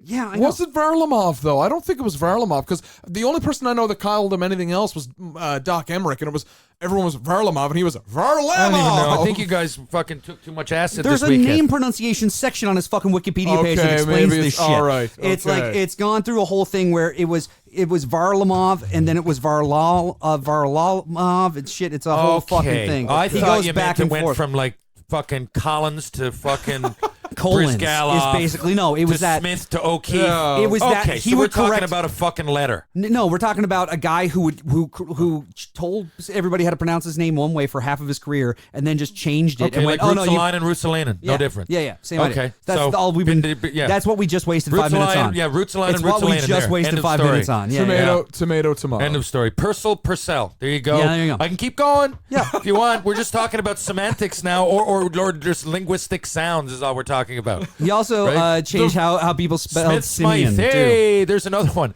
There's three. The phonetic version of 3M on There's three. podcast. Christ. Oh, Okay, what's next? I got don't one fuck- more thing. One we of can the save things- it for the next segment if you want. Well, one of the things I wanted to talk about is, I mean, we kind of got started on free agency. I don't know how fucking long ago, and we kind of 3 days. Yeah, it felt like a fucking while ago because we started talking about trades, and then I, fucked some names up and shit. But the question I have for you guys is, everybody you've been following so far, who do you think is the biggest winner, biggest loser out of free agent frenzy or whatever the fuck we're legally allowed to call it? I don't know if that one is like proprietary. I don't know if that's a proprietary hashtag or something. I don't fucking know. I don't want to get For sued. me, from what I'm seeing, it looks like the Blue Jackets have lost the most big pieces, and the Panthers have picked up the most. Oh, okay. Yeah, That to me seems to be the way it Seemed goes. like you had that question ready to go I because you think, wanted to yeah, answer it. I think, hey yeah. guys, by the way, what do you think of? To me, it's Columbus Well, for sure. I know I'm joking. yeah. You got good it's insight. Tell one me why. One fucking time I did homework. Tell and me you guys why, are yeah. giving me shit. But Well, tell me why. The Blue Jackets have lost. They've lost a few pieces. Like they've lost Bobrovsky, obviously. They lost Panarin. They lost Duchesne. They've lost a couple pieces. They're Like, even gonna lose Kincaid. Dezingle. They're gonna lose Dezingle. So they've lost You know a what few. you reminded me? I forgot about Duchesne on top and Panarin. Fuck yeah, they definitely lost the most. and they had no draft pick this year. They had no fucking draft picks. My God, and they just had that fucking Cinderella time I in the know. playoffs. So it's Yeah. going to be. Now we're looking right back at an uphill battle. That was the best thing they're going to see. Was one round of the playoffs. And now the Panthers picked up Bobrovsky from the Blue Jackets. They've also picked up Stroman, Connolly, Achari. Like they got some nice. Stroman, they picked up Marcus Stroman from the Jays. No fucking wonder. I knew he was in the wrong sport. I said Strawman. I know. I'm kidding. I know, but I just fucked up a bunch of names, Did so I they thought you were trade- chirping me for that. Did they I was manage merely to just shake? Did they still manage making to a joke shake of it. Reimer? Were They did. able- Reimer is Fuck. gone. Reimer's gone to. They picked up McElhaney. Chesapeake in the East Coast. I League. think they picked up McElhaney for him, didn't they? What? I know Lou. I know Lou was retired, which was big news because. No, sorry, Scott Darling. They picked up Scott Darling yeah, from the Hurricanes. Yeah. So yeah, total revamp in the crease there. 2 new faces, out with the old and with the new. Yeah. So I think that was me. That was the one I okay. had. Like you know. Have you got an answer, TR? Well, now that he reminded me of that, I You're find gonna it double hard. down on that. As far as losing, definitely Columbus. Yeah. Yeah. Oh yeah. There's on. I think You know? whenever it comes to like who the biggest winner is, you could always argue like that's something you're not going to be able to say for however long. I mean, there's been some big signings by different teams, but in They're going terms to of fill like those holes. yeah, but losing. Those are 3 big names, They are. especially after everything that went on with getting Duchesne at the deadline and shit. Like those are 3 Yeah, maybe big they'll names. get Murner. I'm just Maybe that's after it. Panarin. What did Panarin sign for? 11.6. like that? I'm not even sure offhand. And was that around cap there. space? Because that's going to hurt fucking the whole Toronto's. Well then, but also Position with Werner. Aho signed for like 8.4 and he's a center, so it's comparables and Panarin's going to get Panarin's also UFA free 81.5. market. Yeah, but Aho's a full 10 points less, and he's a year older. 11.6 is Marner Panarin. played- Yeah, Panarin, he's really good. He's impressive. I love watching Yeah. him play. But now you're starting to talk about $12 million for him. That's open market. Open market me. money is always going to be different. Crazy But shit. the other thing that's fucked up about that Yeah, is you're let's right. not forget when they did the big because all players do these big tours now of like going to all the teams to meet with them. It becomes this big dog and pony show.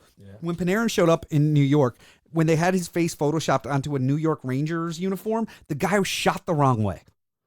Like he goes into Madison Square Garden and there's a big welcome Panarin thing on the fucking scoreboard, and the guy is shooting left as opposed to right. That's pretty fucking funny. That's It's like way to do your homework on how fucking love- like, I How love bad this, do you have to be? Like that means you must not watch them play. Like who Yeah. put the fucking thing there? and nobody notices that. An intern. Nobody across, yeah, but even if it's an intern, then that still gets looked at across, like that still gets approved by people, right? That's like incredible. that, the fact that it slipped through, I was just like, guys, like you got to be better than that. One of the things I've really enjoyed about Panarin signing in the Rangers is that the Islanders offered him more money, and his excuse was just, I want to live in Manhattan. As if he couldn't fucking take a train a day. Oh yeah, but I mean, I don't he think. said a lot without having to say it. Yeah, I don't think anyone wants to go to a team that doesn't have a home arena. Unless you're just really, unless you're still giddy about playing in the NHL and everything. And Yeah, it's all if good. you're picking your spots. Yeah. Homelessness in the NHL is, not Yes. the first. I got an answer for this one, and it could be like I'm almost gonna say both winners or losers depending how it pans out.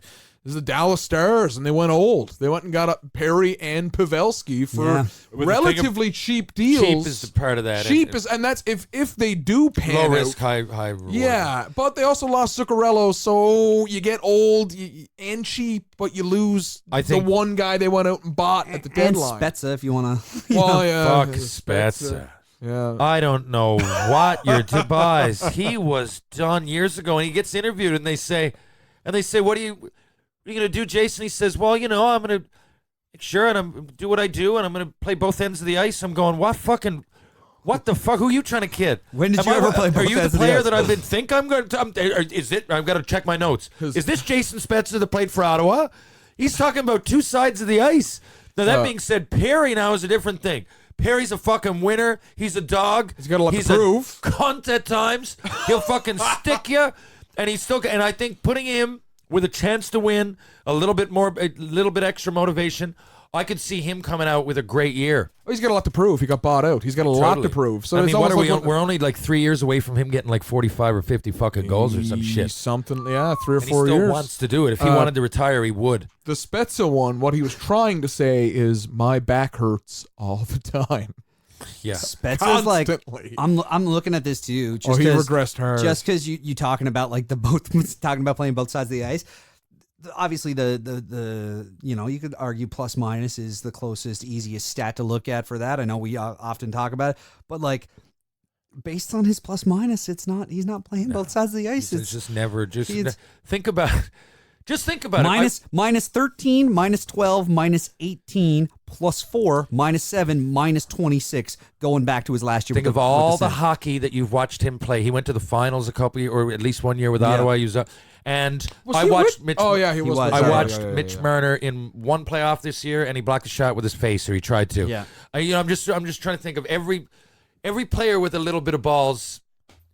I think he's insurance. He's on a 1 year league minimum. I think he's But like insurance if we lose a insurance, center. Fucking how? What is he? 35? What was his? How many points did he get last year? I know, like he got Oh, 12. wait. Now, let's see if I'm right. All right. I think the last couple of years was a major drop off. He had 20, 25 points. Before that, he had 60 or 50 or something like that. Before that, you could justify it. But the last 2 years, which to me is 24 fucking months, the last time I checked, he has been shit. Now tell me what his fucking stats are.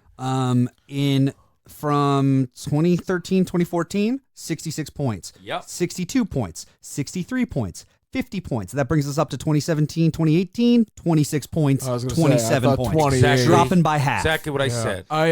I'll tell And you with this. not a great and, plus minus. and he's And 36. but if he was Yannick Perreault taking face-offs and being fucking 75% and an expert on the penalty kill, I'd say it's different. But I don't 30 see any and he's advantage other than a 36 low years old. contract. He can I was stick just going to handle. say it's because he's a right-handed center and he is fairly decent on the faceoff. Yeah, what but if he can do that? all I'm saying is that the Leafs' top 3 centers now are set, so it's injury trouble, and I still Who's the third? Kerfoot from the Okay. yeah, Right. And and he's I good. still fucking prefer him over Frederick Gauthier. If I gotta watch Frederick Gauthier dress one game next year, boys, you're gonna fucking hear me scream up on the mainland. Just the long drone fuck. You talk about size, TR? What a waste of a large player.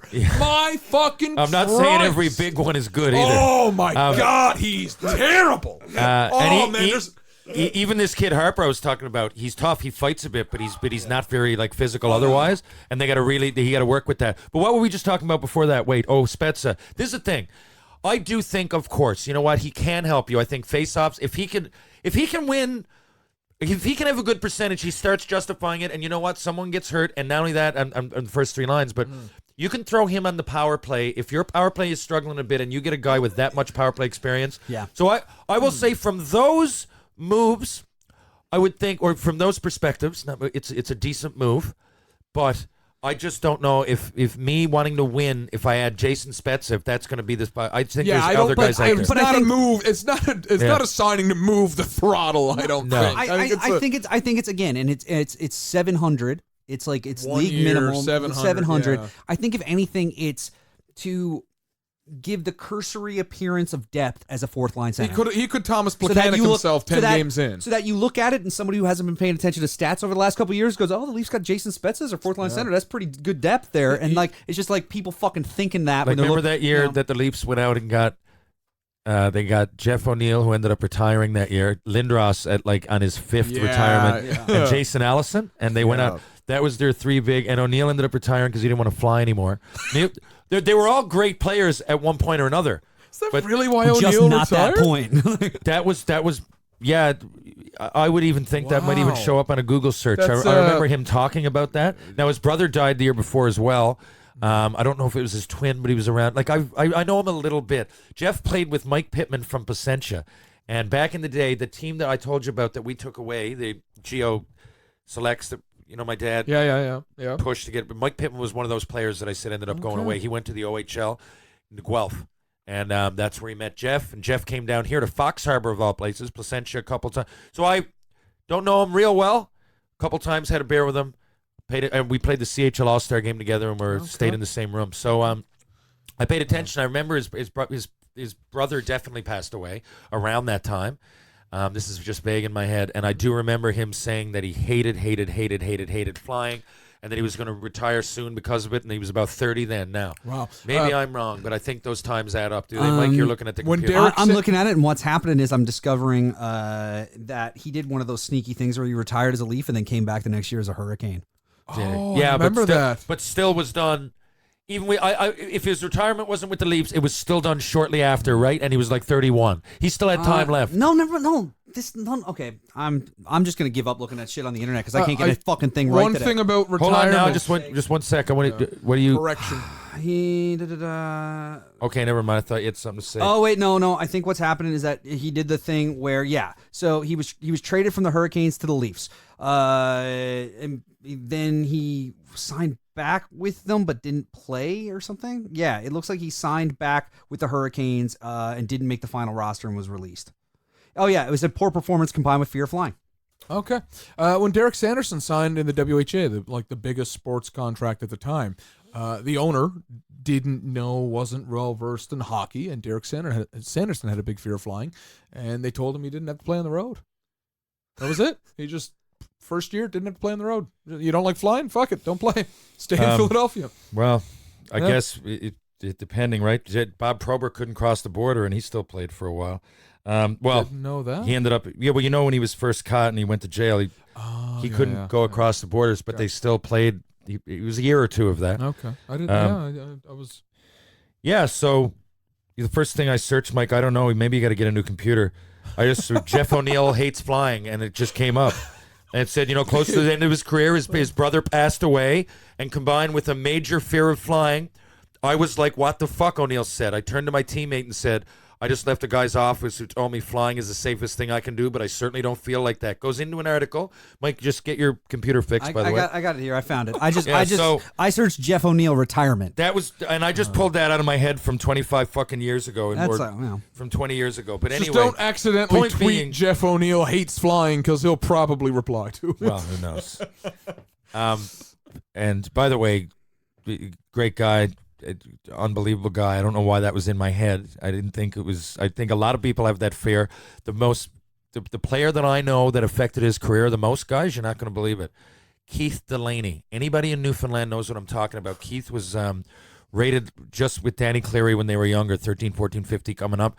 And then they both went to the O. Danny became a superstar, but now Keith was still pretty good. I think in his draft year he had 50 or 60 points with St. Mike's, I believe, and he got drafted into the third round by the Florida Panthers. And anyway, didn't want to fly. So he came home, drove home he was CIS All-Star, drove home, and I was playing on the St. John's Maple Leafs in 99, 2000. He called up with us. I fucking assisted on his first pro goal. Scored a goal for us, was a real good player. Now here's a guy that just skipped over fucking, could have gone pro a couple years before maybe, or at least signed. Didn't want to, so we convinced him. You're with the St. John's Maple Leafs now, Toronto's farm team. Like, things are good. We really like you. And we flew merely to Portland, and we nearly had to stop the fucking plane.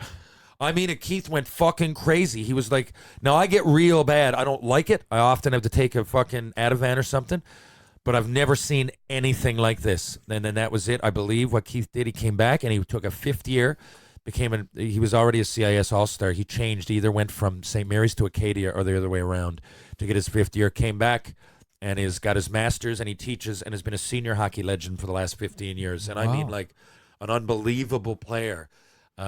Sometimes I say that, and someone will go, it's only senior hockey. Yeah, well, look at his OHL fucking stats and look at his CIS stats. But so it's way more common than people think. And I've also played with people that have to go to see sports psychologists, and I have to literally get loaded. I won't say it because it's a black mark on them, and they don't want people to know. But we get on the plane and take like 3 shots of fucking hard alcohol and maybe a Gravol and try to go to sleep. It hits you different on a plane, too. Totally. You're going to think I'm a sick man, but I actually love rough airplane rides. Fucking love them. Oh my God! They probably induce the most nightmares. Like, I can't sit still. I start shaking and like grabbing onto people. It's just a human reaction up there. I hyperventilate. Now I've never seen anything like Keith, but I don't like it. When you flew up to Labrador at that time for the charity tournament, did you guys take the Beechcraft or did you have a nice plane? Because every now and then, to be honest, man, we were in these low-flying small planes, and it didn't feel bad. It was almost the fear of getting into that. And I really do have a fear, by the way. I'm not. Maybe that's why it sticks out with O'Neill to me. Yeah. But I don't know. I found it a lot. Now, we were looking at you get up into that. I was going Goose Bay to Nain in those. Oh, see, I've never flown up there. Oh man, what a wicked! I've never flown. And I honestly, I don't know if it was we were low to the ground and there wasn't much turbulence at all on that particular on those days. And talking about a trip last year, we went with the NHL alumni, Brian Trottier and Don Sweeney and Ally Afraidy, Dale Howard-Chuck. What a wild trip up there. That sounds great. It was unfucking believable. And the stories, right? Because you're up there and you're in these places that are cut off from, I don't want to say civilization. That's a good thing. I mean, a lot of it from Wi-Fi. Not everywhere, but like if you go 2 steps the wrong way in Nain, you don't have a signal anymore, right? So a lot of times you're in these hotels and it's really iffy, so you're forced to get together and have a meal and talk and everything. And, sometimes that's taken for granted. And when you're forced to have a chat with a bunch of guys that are Hall of Famers, it can be a fucking great thing. Yeah. To answer your question, that didn't scare me as much as the medium size over the fucking Atlantic. Oh, my God. That's the thing. Like, that's the thing I've always found, too. And, the weird thing is, like, obviously, like, air travel is like always progressing exponentially in terms of even though the planes might even feel older when you get on them and you're looking around, they're still like, why do they still have fucking no smoking signs on planes? Like, why is it implied? You never know the guy's gonna play the card like, I didn't know. I know, but it's still just like they still make those lights on every fucking seat. I find that that's one of the things, though, to what you're saying, to your point. Like, I know, I just find it funny that it seems most of the planes we have were like built in the 70s or the 80s. Right? Like in every other level or genre or every other facet of civilization, we've come a long way. And we're talking about the things that put us in the air. That's a major like phones, computers, fucking, I don't know, cars, trains. Trains came and went, for fuck's sakes, and now they're coming back again. But like planes, look the same. You could look at Yeah. you could watch the movie Airplane from 1975, and if you just put, and that's- it would look like the same fucking planes. And if that you're we use flying now. St. John's to Deer Lake, that's the that's the fucking flight. I just plane find you're it on. crazy. And yesterday I'm watching, and people want to go to Mars by 2024. Are you fucking kidding me? But then, like, if every you now and have then- things to get me to Mars, make this fucking puddle jumper better. And for that's, fuck's sakes. And that's the fucked up part. The nicest fucking planes I've ridden in are like like going from Toronto to LA. You see those fucking Max 8s or whatever. They're taking off the fucking skies now because so many of them crash. Fellas, I was on a spanker once, a brand new airplane that left from Halifax to Montreal to the point where there was still fucking, you know when you get a cell phone and there's that like that plastic blue, film? like- There was that plastic film left on one of the windows, and I was like, man. whew, boy, we are on a spanker, and it still looked the same. I'll tell it's you a still- power it's move. so fucked. I'll tell you a power move, man. We were in fucking playing in San Jose one night, and then we played in fucking like Phoenix the next night, or maybe it was 2 nights later. I can't remember. All I know is that I was playing. This happens like more than people think, but no one ever really talks about it. But we were sitting there after the game and like talking about going like somewhere to eat, and like I didn't know again anything. I was going like Applebee's, like where the fucking, and the guys are like, no, come on, you're coming with us. So Vinny Damphus and Brian Savage grabbed me, and they're like, you're coming with us. So I'm like, okay. So we go out, and he's like, take me on a private jet. And we flew over to Vegas. We gambled. We ate. And then we fucking flew over. We ate. We entertained ourselves for 4 or 5 hours.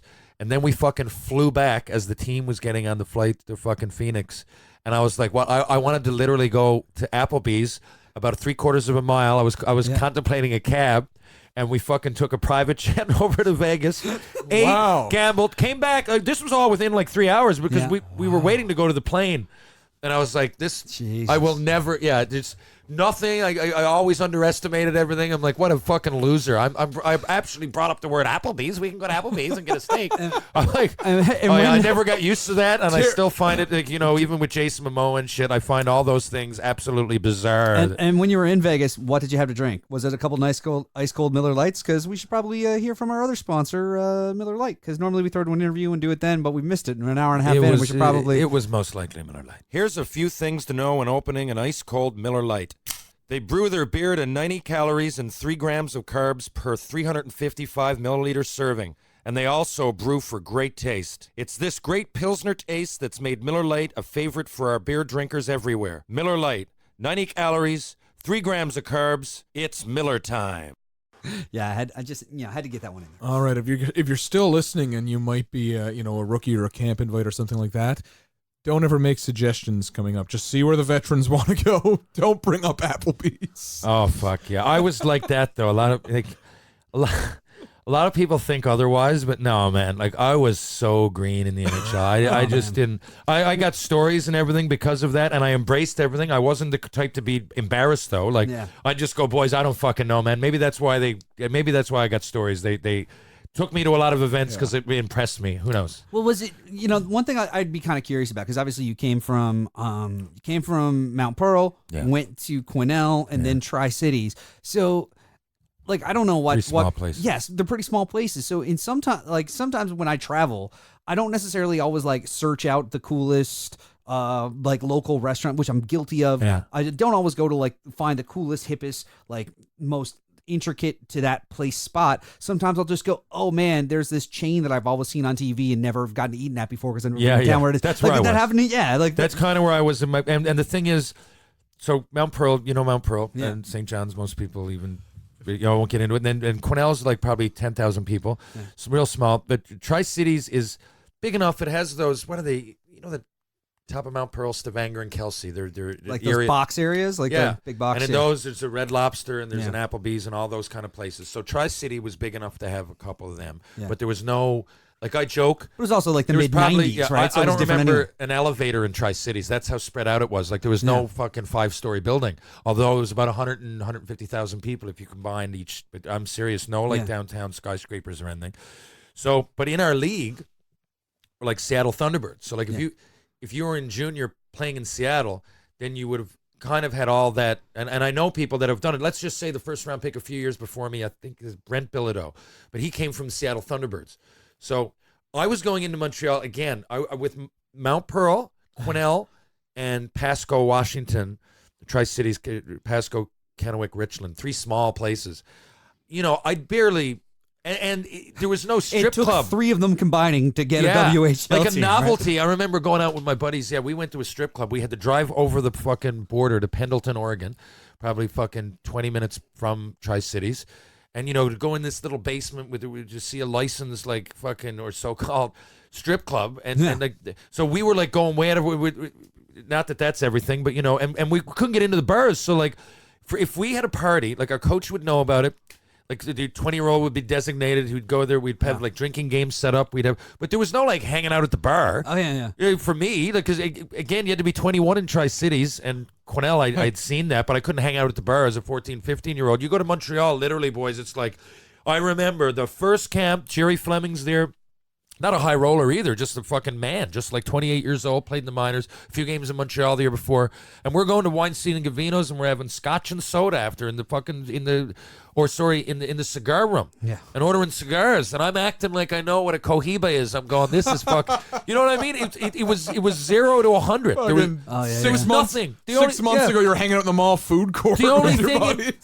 exactly. The only thing in Tri-Cities was places like Applebee's. There was the odd, like, nice little like local mom hotspot. There was no like Raymond's or anything like that. And in Newfoundland, then there was nothing like that. There was fish and chips, man. There was no fucking Raymond's or Blue on Water or none of that. There was Sheridan had a nice restaurant in it. You know, there was a few. The Pink fucking Poodle on Topsail Road. Well, when I was a kid coming out from Grand Falls, like we didn't have a Wendy's. So coming out to St. John's is like I got to go to fucking Wendy's. Yeah. Like that was a big deal, right? So that like, was my knowledge. Then you go to Montreal, and there's literally nothing. There's no chain like that. It's just oh well, let's go to the Salvio tonight. Obviously, we got to go to Weinstein and Gavino tonight. Obviously, we're going to Gibby's. Obviously, they got Louis the fucking 16th there. I'm going, what are you guys fucking talking about? What are you talking about? Give me a Budweiser. I'll have a burger, I suppose. Yeah. Well, that's like, you know, the first time I went to LA, I think the first restaurant I went to was Mel's Diner, and it was because of American Graffiti. Like I was like, oh right, Mel's Diner is like here somewhere, and Yeah, what I'm the fuck that Mel's way, Diner? see. You know, it was that kind of I'm thing. that right? way a lot. That's exactly where I was. Yeah. I'm a smartphone in my hand. I'm a big Google guy. I'll look stuff up. I'll read about stuff, and then Yeah. If I go somewhere, when I say exactly, I don't mean Mel's Diner, but I mean the whole touristy thing, if you want to call it. But I'm like, I'm here. I might as well go fucking see it. And that was the number one priority to me. Like, and I just never. Years later, I mean, even the minors are the minors, but you're embraced in your cities and you're making a good dollar. I did understand after that, especially knowing Jeremy Charles then. Yeah. You know, and following his trajectory of his career path as a chef. I quickly kind of had to know. He's one of my, it was osmosis. But when I was like 18, 19, 20, 21, you know, I was a nerd up there, man. I was green. Yeah. But, I mean, and then, you know, now you get to occasionally Vinny Dan Fussell invites you on a you know, and I remember it as that everybody else was, you know, they were like mid-20s too. I mean, a lot of them had no fucking clue. I just thought they did because they were there a year or two before me. But you know, that's the nature of it, I guess. And I'm certainly not fucking complaining. It was great, and I don't think they were elitists or anything. I just think when you got a lot of money in the show, sometimes. You know, not priorities because they weren't priorities, but I guess you after a few years that you become numb to that. Yeah, I was never there long enough to appreciate my comfortability within the league to become numb to that. You never got. Still impresses me. Yeah, exactly.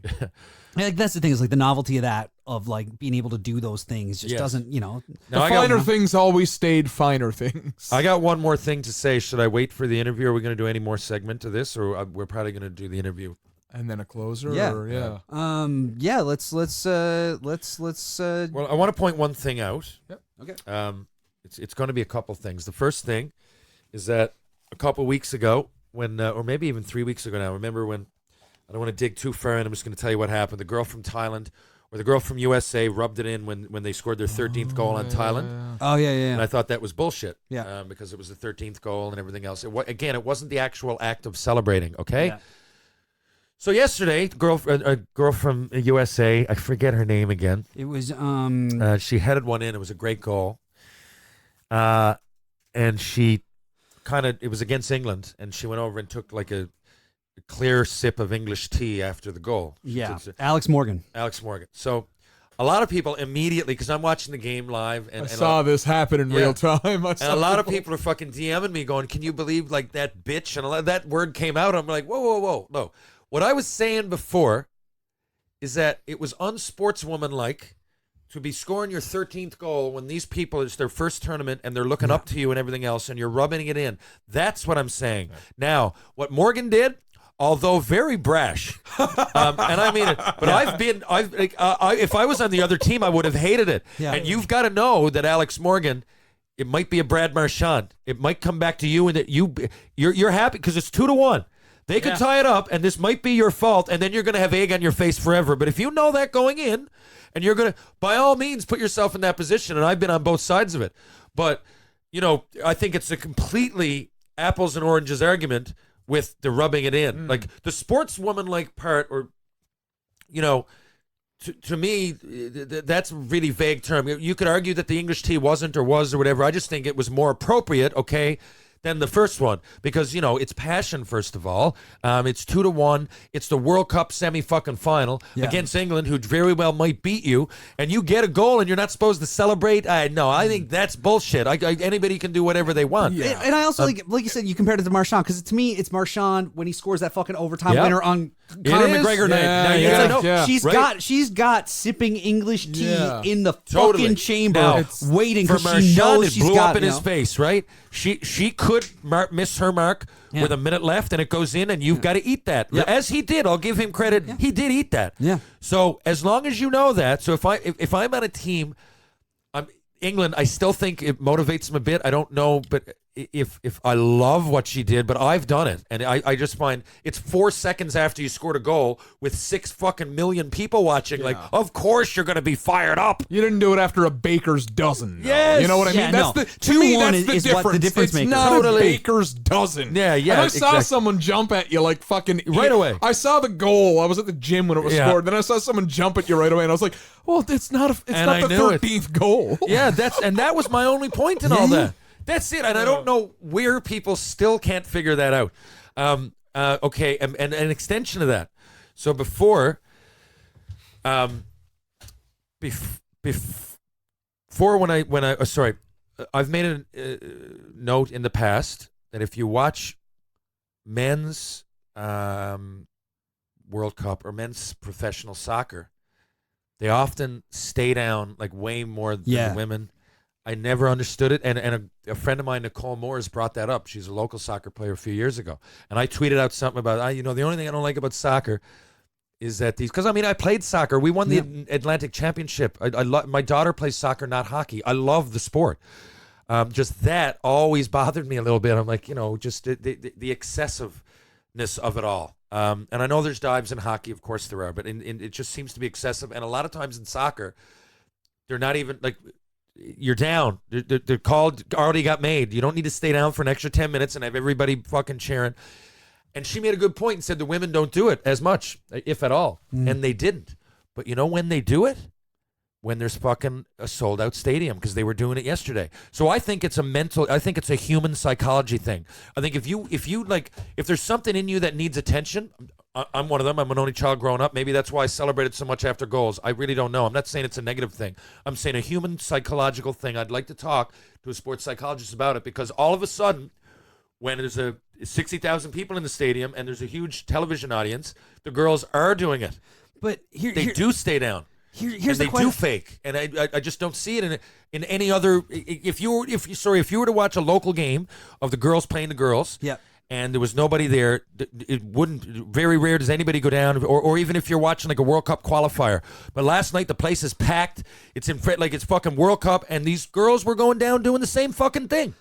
It's like an attention-grabbing thing, and it's men and women. But the other thing that I've noticed about this, and I've always detracted and said, like, oh, that's something I don't like about soccer. But the thing that I've kind of, like, clicked in on, and I don't know if it's true because I've never played that level of soccer, but the thing is that when you're talking about a 2-1 game on that scale, is it buying extra time?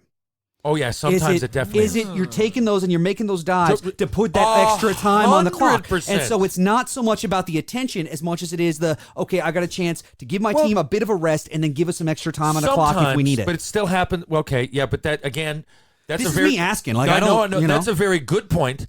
but it's not. It sideswipes the point I was making, but Yeah, it doesn't no, quite, no. because the point I'm making is that whatever the case, there's way more diving when there's a lot of people watching.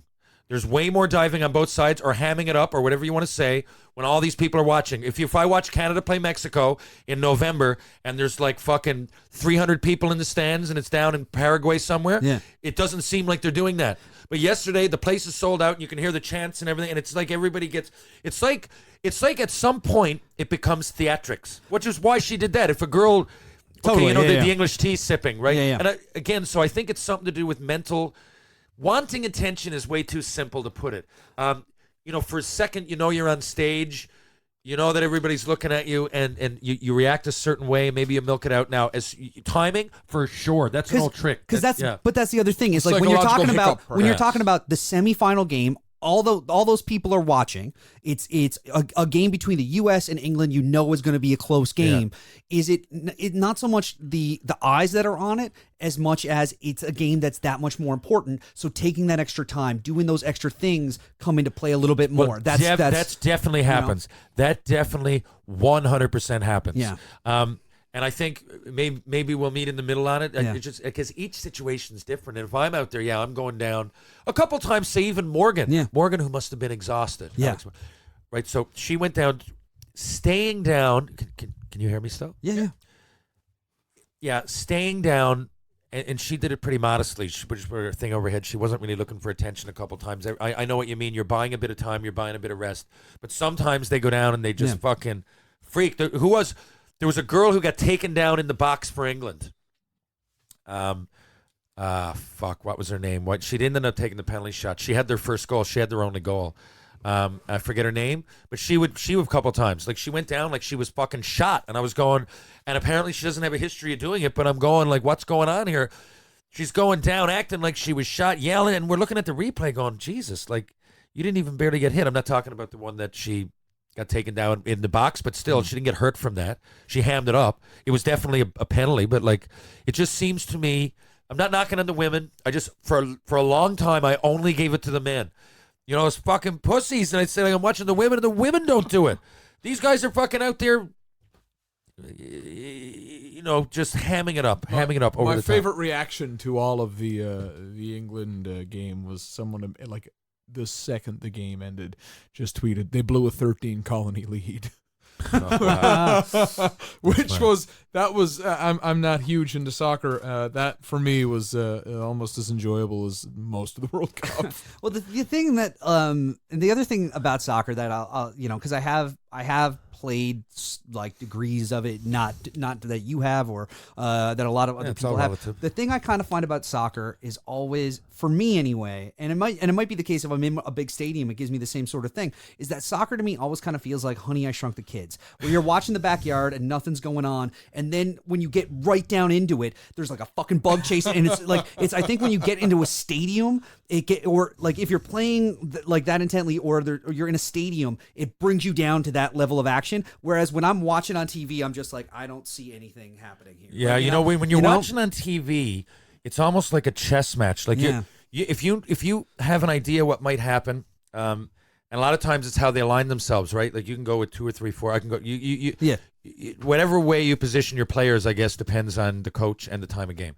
But if you can you can start to see things happen, but you're looking at the whole play as a whole, and like the ball will be being crossed, and you're like, oh, when he gets it, or she's going to cross it to the far post because the header is going to be there. When you're actually playing it, you don't see it like that at all. And or if you're even close to the play, you don't really see it like that at all. On TV, I find sometimes it can be boring because you're watching like just a big, large game of Battleship or something. Exactly. Yeah, like that's, and that's what I'm saying. Is it's like when that in Honey, I Shrunk the Kids, when they're in the backyard and you don't see anything, or there's like a fly buzzing around. You're like, oh, there's a fly buzzing around. But it takes you into like the kids shrunk down and they're fucking running from it and shit. That's to me what soccer's kind of like. When you get closer to it, it's just that much more intense. But like if I'm just sat back watching on TV, I'm like, Now I will say this too, to your point. Yes, a lot of time they do that for time. Yeah. And they do need it. Yeah. Like, people are running out there and running. Like, it's real fucking tiring games. So that does happen. I just find sometimes, I might be making a big deal, but if there's a lot of people watching, I find even the girls do it a little a little much for my liking, but whatever. You can break that down outside of soccer, though. World Junior Hockey Championships. You make a conscious effort to watch the warm-up rounds and then see the guys and the embellishment in the medal rounds. It's I think that's just a psychological hiccup, if anything. But I think to some degree as well, another thing you can talk about when you're talking about a hockey tournament, or in the case of like the World Cup or something, is also just like it's like the playoffs. Right? It doesn't happen so much in the NHL playoffs, but I mean it happens where you're getting banged up that much and shit. Like you're falling, like smaller things are making an impact if you're already playing with a cracked rib. I'm almost not, knocking it because I'm guilty of it. I don't think I'm guilty of ever hamming it up when it was 13-0. Yeah, but I know I'm not actually. But I'm saying it as I'm almost leaving open a question for the human psyche. Like, it'd almost take a psychologist, because I've done it. I've done it when, and I'm probably more likely to do it if I'm playing in a sold-out rink and it's a big. Now, I don't mean go down and embellish, I just mean like take your time, or like here. I'll give you an example. Okay, give you a great example. If I'm in a rink, let's say I'm playing the Herder final rather than keep alluding to the NHL every time. Okay, so let's play. I'm saying a nice, or ball hockey World Championships last September. That's a big stage. That's a huge stage. And so and that's packed, and there's cameras on it and stuff. It's probably not the fucking Stanley Cup final, but I'm in a rink and it's packed, playing for Canada. The stakes are high. So there's a bunch of Canadian fans. So if I get tripped on a fucking breakaway, and the ref says, well, buddy was going for the ball, and I don't think he was, and when I know in my head I'm not going to tell him to go fuck himself and not get a tan, but I can go like, come on, and I can be kind of animated, and I'll get the whole crowd to be behind me. Yeah. And now I've got a whole crowd of it. And if you do that in Montreal or some shit, that's a big thing in Montreal. And as I'm doing it, I'm not thinking consciously about that. But if you were to ask me, it's probably because there's a lot of people there. I'm on stage and I can control these people like a maestro. Yeah. And that's what I'm saying. So I don't think I explained it right the first time. Yeah, no, I get where you come from. That makes sense. I don't think it's ever actually someone going, I'm going to get more coverage. It's just almost you get this whole feeling that you're riling up the masses. Yeah, right? I'm glad you brought up the Montreal, because one of my friends, Pierre Laviolette, dubbed it Montreal typical, and one of my friends denies that that's a thing. That players in the Forum, especially home ice players, or Bell Center now, would kind of do that. They'd look at the ref and then the fucking boo birds probably come. Yeah. And a lot of it would be subconscious, but I mean, there's got to be. I don't do it like in a.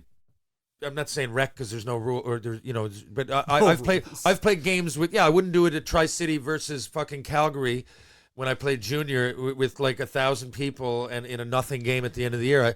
So maybe sometimes the bigger the stage, you just use every bit of energy. You're harnessing energy. And there's a mix. And some people do want to stay down because like they are pricks. But, like, you know what I mean? But I think there's a whole lot that goes into those games. And I think that's why winning is so hard to do, because while these games are going on, like for every Alex Morgan, there's someone on that team that's shitting their pants. I mean, like, so there's people fucking. Sorry to put that so crude, but that's what I mean. There's some people going out there going, "Oh my God, I can't fucking believe I'm so nervous and everything." But like those players that are just addicted and there's just energy going around, man, and they're just taking it in, they're harnessing it, and they're putting out what they possibly can. And a lot of times that comes in many forms. I just think if there's any listeners about the psychological part of the game, there's a book I read about. Rick Pitino had it years ago. He was the coach of the Celtics. I like reading those books. Too often do I get one and I'm let down because it's a story of just chronological, someone's story from start to finish. But I like the mental side of it. And a lot of these sports biographies explain, a person's motivation and where it comes from. And if you got any of those, throw them towards the show. I'd love to take recommendations. There's one that Mary Lemieux swore by, and I can't remember the name of it, but I'll dig it out. Oh yeah, man. Yeah, there's one that I remember Mary Lemieux swore by it, and I that was something I just tucked away because like if it's good enough for Mario, it's got to be important. Yeah, fair enough. Penny Posh, maternity wear reimagined, breaking the barriers of style, fit, and comfort that often leave mothers-to-be uninspired in their new wardrobe. Penny Posh's designs have reinvented a clothing category often seen as disposable, temporary, and unattractive. Well, not with Penny Posh. Check it out. A continuous fit maternity collection from bump to bundle and beyond. You can check them out on Twitter at Penny_Posh, on Instagram at PennyPosh_maternity, and of course on their website, www.pennyposhdesigns.com. Penny Posh Designs, maternity wear reimagined. Okay, guys. So just before we go, obviously we don't have a guest today because we're like almost 2 hours in and haven't cut to an interview, and I don't think anybody's sticking around for that one. Yeah, we had like 5 almosts. But anyway, we'll have one soon. Yeah, we'll have one. We'll have one for next week, ready to go. Summer, everyone's enjoying their summer, man. But the one thing that someone who might not be enjoying their summer as much as everybody else is Kawhi Leonard, because as we record He's this, definitely enjoying his summer. as we record this, Kawhi is under like just insane scrutiny. Apparently, he's flown. Apparently, he's flown in. Last thing I'm seeing, and I don't know if it's like a reliable. I'm seeing a couple people say that at 6 p.m.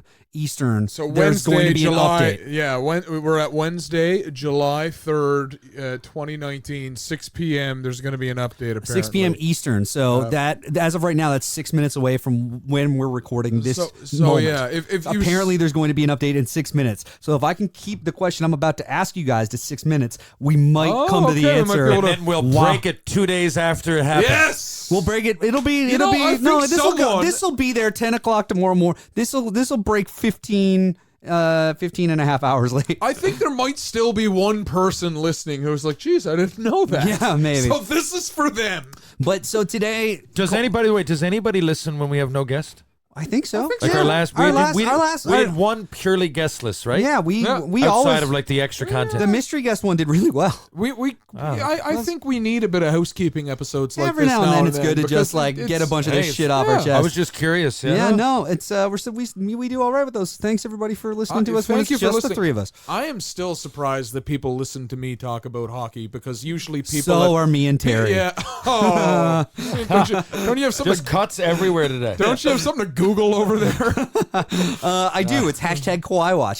Today's been nuts. So earlier this afternoon, a plane landed, a Maple Leaf Sports Entertainment jet landed in Toronto, and CP24 got a helicopter in the air and followed it like it was the fucking O.J. Simpson Bronco chase. There was a great Twitter gag from a Newfoundlander who's now living in Ottawa, Ryan Fancy. Oh, He's yeah, great follow on Twitter if you're not as you can find him on mine. I retweet him a lot. Anyway, he had a lot of people buying that this was actually Dion Phaneuf. He did. Like a lot of people, because he's like, hey, my buddy's at the airport, and he said he just ran into Dion Phaneuf. The second the news got out of the MLSE jet going from LA to, and a lot of people bought it that they sent a jet to pick up Dion. Yeah.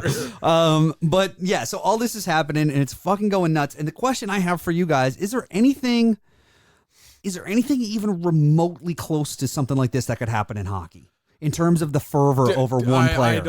I think there is. You think so? I think we would have gotten there with John Tavares. I don't think there is. I think we would have already seen it by now with Tavares, in my opinion. Would you though? 'Cause is Tavares is he as high in the pecking order? Because Kawhi Leonard could be the best in the league. Kawhi is like There's Gretzky. an argument. Yeah. And Kawhi is a Gretzky-esque figure. So you maybe think if Connor McDavid right now? Yeah, I guess. Yeah, But again, he's locked in for so I long. don't.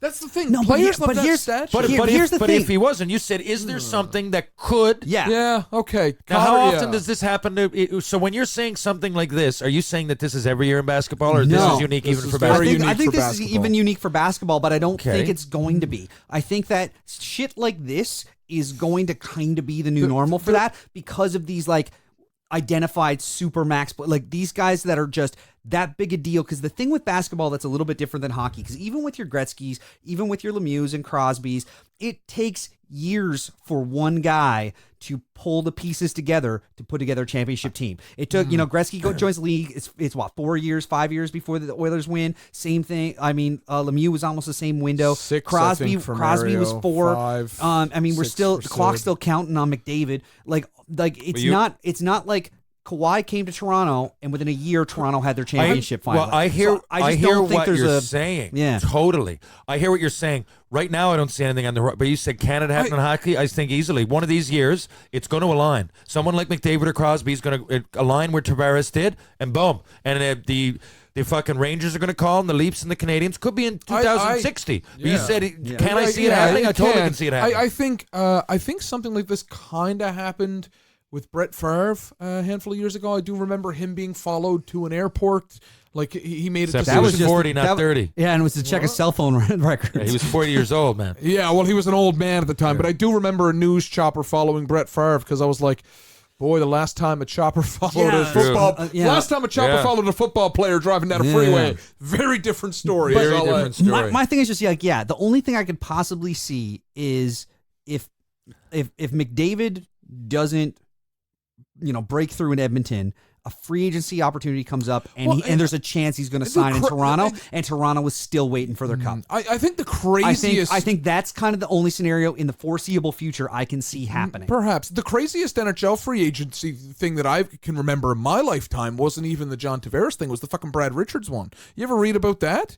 Where teams were going in with presentations and gifts and all. But of I this. think that's kind of the standard. He had a personalized video of Jay Leno showing him a car collection. He got one of Don Henley's guitars used by the Eagles.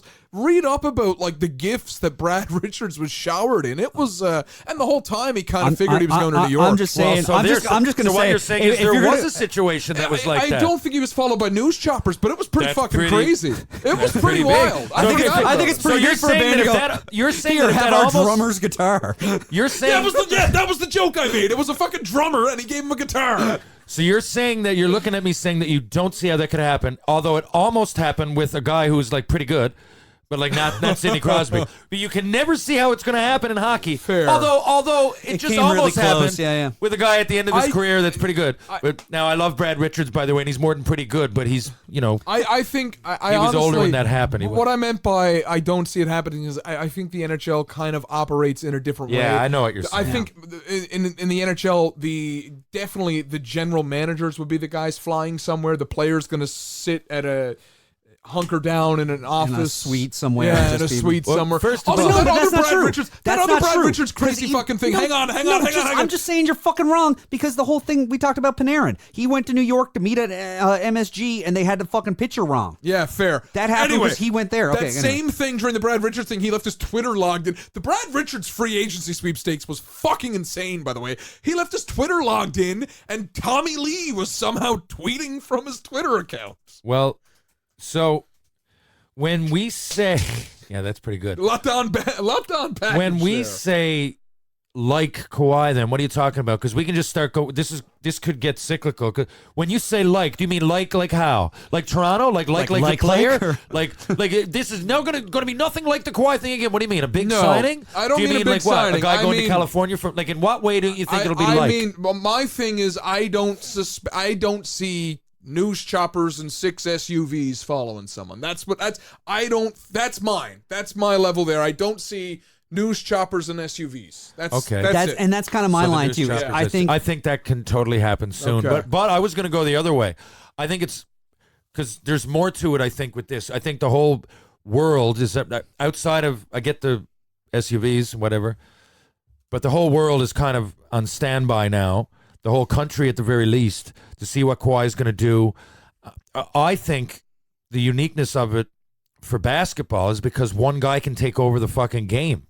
Look at LeBron. Yeah. One guy can get you to the final, really. Really, not. You need a little bit of support, but that cannot happen in any other professional sport that I know of right off the top of my head, unless you're going to talk tennis, where it is one person. But if you're going to say, of the 4 major sports in North America, baseball, hockey, basketball, and football, I see basketball as being the only sport and one guy can literally make the difference between you winning and losing every night. Like it's one player can make that difference. And that's what I was trying to say. That's what I was trying to say a little while ago. Is I just don't, I was saying with regards to I had interpreted the question wrong. I was thinking the spectacle. Yeah, there was no, I don't think I think each one of us interpreted it a different way. Because do we have I an see a update? lot of similarities. We've burned 6 minutes. Do we have an update? When they say I'm just you know checking what I here. think? I think the announcement's going to be at 6, which means It's going to be. Yeah. LeBron's announcement was at fucking 6, was it? When he said, "I'm Yeah, taking my talents also- to fucking Miami." Yeah, this and is that was like true. 3 hours later. This could be heartbreak. And wasn't puck drop for Yeah, every true, it fucking could be heartbreak. every Stanley Cup final game scheduled for 7 o'clock or whatever the fuck it Oh was? fuck! Guys, how'd you feel about them introducing the teams and the coaching staff each night? This was new this year, and it bugged the shit out of me. I didn't mind it. I always thought it was kind of fun to hear how the Boston would always like kind of give it a little extra nudge to the fact that Berube was an interim coach. Yeah, But they could have used that extra nudge elsewhere. yeah, But they, I didn't even realize they did announce everybody every Yeah, game. every game they'd announce the starting lineup, how many years they'd played in the NHL, and I think their hometown. Wow. Obviously, yeah. You know what? I enjoy the spectacle to a degree. I put on the game in the background, and when I hear the puck start, when I hear the That's- announcer, that's when I go sit Yeah. down. I That's often me. miss that part. I would literally be like during Game 6 when they're like, "This is 25th year in the NHL. He's 7 foot 22 I watched inches." that one. And I'm just like, Jesus, drop the puck already. I watched one. The only intro I saw was in Boston when Chara came out with the. that one was Cage. good. I'll give you That- I that. watched yeah, no, because that was of that. great. Yeah, I watched that I'm here. I'm still just checking a bunch of things because you can't fucking trust the just Kawhi Leonard, like any of the trending Oh, things yeah, are just yeah. fucked. So I'm just trying to go to like news sources Oh, and can't see anything. Coworker of mine got foiled Can't by go a to fake Twitter, trade Facebook, today. or Instagram either. Well, Twitter you can, but again, like it's if you like click Kawhi, it's just like the Kawhi updates and stuff is just a bunch of people knowing it's trending and like trolling and saying like sign a 3-year deal with the fucking Blazers. Yeah, I don't think we're actually. It might be like time that they're gonna Yeah, do the announcement. But. Speaking of trolling, a friend of coworker of mine got owned by a fake trade today. Completely celebrated. really? Oh yeah, he thought the Islanders had traded Nick Leddy for Thomas Tatar. He was kind of going around the office doing the Tatar, Oh, really? and I was like, "Geez, that's a weird trade to make." And then, sure enough, it was it was just a Twitter gag. Wow. I mean, and Boy. that's, and that's Whoa! Murder to San Jose. What? How about that? No, offer sheet. Total joke. I got to take off, guys. Oh, you are a sick man. Amazing! I fucking should've love you kept for it that. Going, but I figured there are some listeners out there. Oh, like, fuck. that's my incredible. God, you are a twisted thank Made Thank sense you. for a second. Yeah. Holy I just tossed it out. fuck, but it your made tone sense for was- a second. But what I especially loved about it is that by the time this drops tomorrow, everybody listening will fucking know better. But the look on Chuck's face just then was fucking priceless. my heart rate is up 26 beats here. It's literally up. Either way, everybody, thanks for listening. We'll be back with another episode next week. We probably should have a guest by then. Until then, I'm at Hickey, Mike on stuff. I'm at Smokes and Doors. At Terry Ryan 2020 on Instagram and at Terry Ryan 20 on Twitter. And we are at 3MI Podcast on everything. So, get at us and let us know what's up. And we'll talk at you about hockey next week. Thanks for listening. Whether you hang around with the worst crowd,